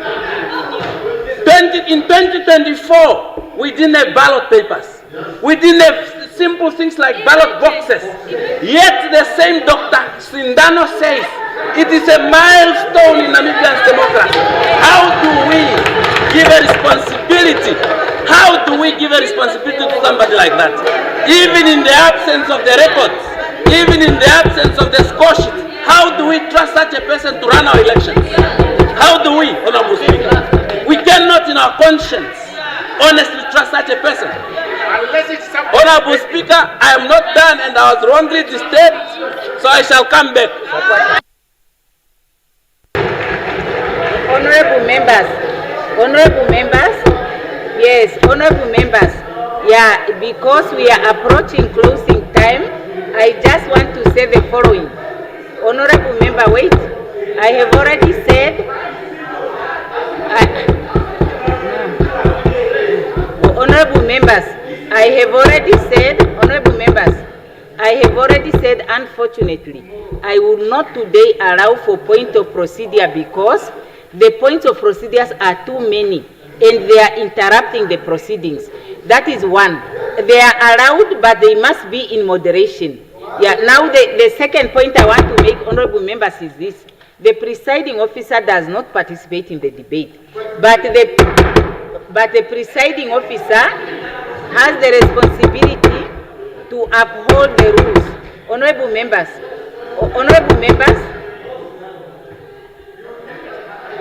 yeah, the leader of official opposition is being out of order, and that's a very bad example. Yes, yeah. So what I want to say, honorable members, is that we cannot, as members of parliament, the honorable members, yeah, even what you are doing right now is already a violation of the rules. Yeah, honorable members, what I want to say is this. We cannot, as part of our debate in a democracy, Honorable Mwashindange, we cannot in a democracy say, because this person has expressed this opinion, which I disagree with. Honorable member, sit down.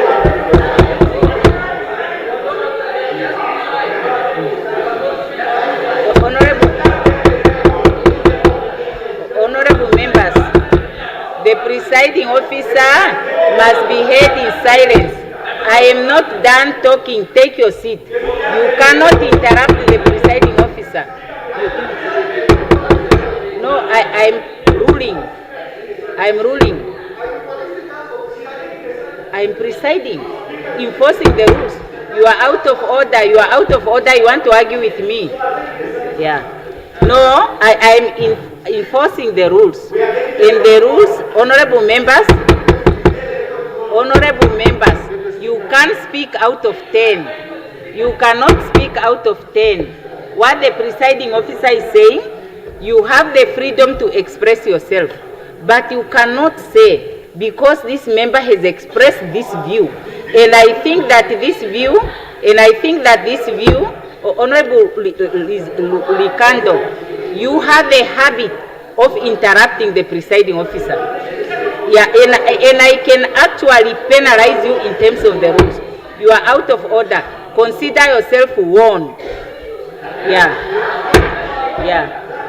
So what I'm trying to say, I want you to be silent when I'm making a ruling.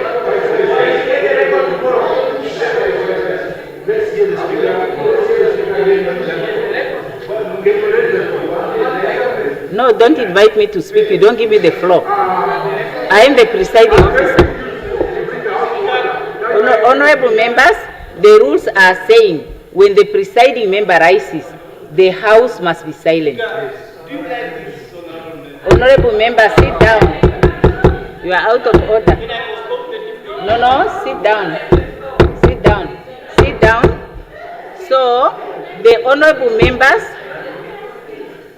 cannot purport to penalize members of the public by denying them opportunities to be deployed because they express views that they are in disagreement with. That's a ruling. I'm right. Now, on the basis of automatic adjournment, the House rises.